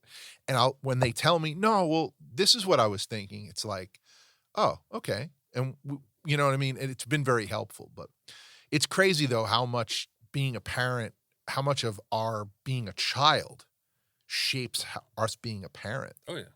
We do everything one way or the other. Yeah. Because of how our parents were. And I think a lot of us have a lot of us have some cycles to break, because I've had to learn how to forgive my parents, to go, look, you know what? They did what they thought was best. This is what was done to them. And to them, like, hey, I'm the way I am because of that, and I'm good with that. So this is the example they were given, And I think a lot of us, you strike me as a guy probably trying to find a better way too. and you never know how it's going to turn out. Yeah. Because my dad was a great dad. He was just not very I say affectionate. Like, he wasn't always like hugging you or telling you he loved you. Yeah. He would do those things, but not all the time. And I guess I might have needed that. And so when I'm going to have kids, I'm like, you know what? I'm going to make sure I tell my son, because this is all I had at the time, son. Make sure I tell my son I love him. Make sure I hug on him. Make sure he knows he's loved. I had no way to predict that I was going to have a son that didn't like all the touching. And he felt awkward when he got hugged. Yeah. Like, I don't know this, I couldn't have predicted that. I would just, in my brain, I was just like, well, he's going to love it. He's going to love it. I'm going to be the best dad ever. Yeah. And then it's like, I love you, buddy. Love you. It's just awkward with affection. Yeah, I get that. Like from day one. Yeah. And you're just like, I wasn't really counting on this. No, I get that, man. It's like like I've come to realize, it took a long time, but I finally decided to sit down with someone to kind of help me really understand myself. Because it's funny, you come to that moment sometimes in your life where you're like, I don't think anyone understands me. And then you realize, well, I don't even think I understand me either. And just trying to understand some things like, man, well, like, I have this tendency to, like, if I care about someone, I like, I'll get in any trench you're in and fight with you, fight for you. Sometimes I'll fight. I mean, I'll fight your battle for you. It's just how I get. And with my kids, it's that I'm kind of that way too. Like, I will protect, I'll go in guns a-blazing without knowing all the details, Mm-hmm. And sometimes that's, sometimes that's a good thing and other times not so much, and that it's definitely, but it's interesting because, like, my kids don't, now as they're getting older, they're not wanting me to protect them as much with, in certain areas, Yeah. Like my youngest was being like threatened by a couple of other girls at her school, and I knew who one of the parents were, so I contacted the parent. You know, um, and very very calmly and nicely was like, listen, you know, you as basically your kid as best as you can. your kid Yeah. touches my kid, and y'all are gonna wish you never knew who I was. Okay, I mean, I could be scary too if I have to, but that was all to protect my child, and my daughter was upset with me because she's like, Right. you made it worse. I'm like, how'd I make it worse? To me, I was like, look, you were worried these kids are going to beat you up. And now I made sure that, there's going to be some accountability now. It's not going to happen. But she was really like, why would you do that to me? It's like, you're my daughter. I need to protect you. Right. But I don't know. I've a couple schools of thought from some people I trust were like, yeah, man, you probably should not have done that. Maybe it's, what is it? Something you want to do might not be something you need to do. Yeah. I don't know. It's like, it's interesting because like my oldest daughter always liked that, like, any of her friends or boyfriends always were like, your dad's intimidating. And it always kept people from being like mean to her or take advantage of her or, even like just, I mean, shoot, even some of the people who have never met me are like scared of the legend of Evelyn's father. Right. It's like, Yeah. it's insane. But she's like, no, she's like, that's definitely kept me safe because literally that's been a conversation. Don't do that to Ev. Her dad will. And I've never had a conversation. I've never yelled. I've never threatened Right. anyone. It's just I've brought a presence, and usually it's, she walks out, a friend picks her up, and I'm The stare. just the stare, watching, eyeballing. What do you need? Someone comes to the door. What do you need? Like not be, hey, it's like, Right. yeah, what do you, oh, you're here for Ev? Okay. Ev, and it's just create a presence of like, I don't think I want to be on the bad side of him. The old clean your gun when the boyfriend shows up. Yeah. No, she has a boyfriend. He's a nice kid. We have a joking relationship. I kid around all the time of like, they were at some park taking pictures and I would comment, in private messages of like, it's like a great place to hide a body. Yeah. Thanks for finding it, things like that. But then he's pretty snarky. He came back and was like, yeah, man, he's like, I'll definitely bury you here. It's like, wow. Okay.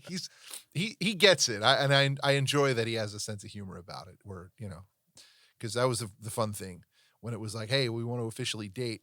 I was like, cool, come help me. And I made him unload. Actually, this studio, I made him unload a lot of the stuff from my van and bring it in here for me. I put him to work for the day, But anyway, Chuck, man, it has been just awesome to talk with you about everything under the sun, man. We definitely should have you come back on in the future and talk more, maybe about your next Grammy or your next See if I can bring Tony with me. I'll bring Tony with me. There we go. I would love to Bring have the magical bunch unicorn. of different. I would love to have a bunch of different people here, and dude, if you can get people to come in with you, man, that would be awesome. Just I'd love to fill this room with people and just have this like song, like almost like a songwriter, like dinner with songwriters or something. One of my favorite shows. It was I used to watch. I think they only did one season, but it was Jon Favreau. It was Dinner for Five, and it was Jon Favreau and 4 other actors, and they would just have dinner and they'd film it, and it was very podcasty, but it was like. It was awesome to see these guys tell stories and share things. And Favreau who's probably just as successful, if not more than some of these guys, is like a kid. It's just like, wow, like Michael Chiklis was on telling a few stories. And I love Michael Chiklis. He's a great actor and almost everything he's ever been in has been phenomenal. But it's like, I would love to do something like that with songwriters and artists and just sort of be like. Well, they probably have their own ideas of each other and then they get to find out more about the people. Yeah, and it's interesting when you take a bunch of acclaimed people and put them together. It's interesting how much they have in common or are mind blown by, like, I never thought of that approach before. Whoa. And it's just interesting to see. I would love to do something like that in the future. But it's been great having you in here, man. I'd definitely love to do it again. Appreciate you And having me. if anyone wanted to reach out, follow you on any kind of social media, where do they do that? Let me figure this out. Well, I don't keep track of this he doesn't stuff. keep track. So you do have a website, I'll bet. No, You don't have a website. everything's word of mouth. You don't have a web in 2021. You don't have a website with all your credits and accolades. Now that is humility and awesome. I do not have that. It's on Instagram. It's Chuck NKD, CHUCK. N is in Nancy, K is in kid, D is in dog. Awesome. That's short for Chuck Naked, which I got from my old band 20 years ago. Instead of Buck Naked, it was Chuck Naked. So follow Chuck Naked on his OnlyFans. I mean, his Instagram. And man, Chuck, thank you again for coming in, man. And congratulations on your most recent Doves. And you know what's on the horizon. Just working. Maybe some more touring stuff coming soon, and some new artists working with. Awesome, man. So look forward to seeing more award-winning songs and more hit singles hit the charts. And man, it's been awesome having you here once again. I've said that a bunch of times. So give a like, a follow, a subscribe to this podcast, and also Chuck Naked on Instagram. Chuck NKD. NKD. So that's official. Wrap it.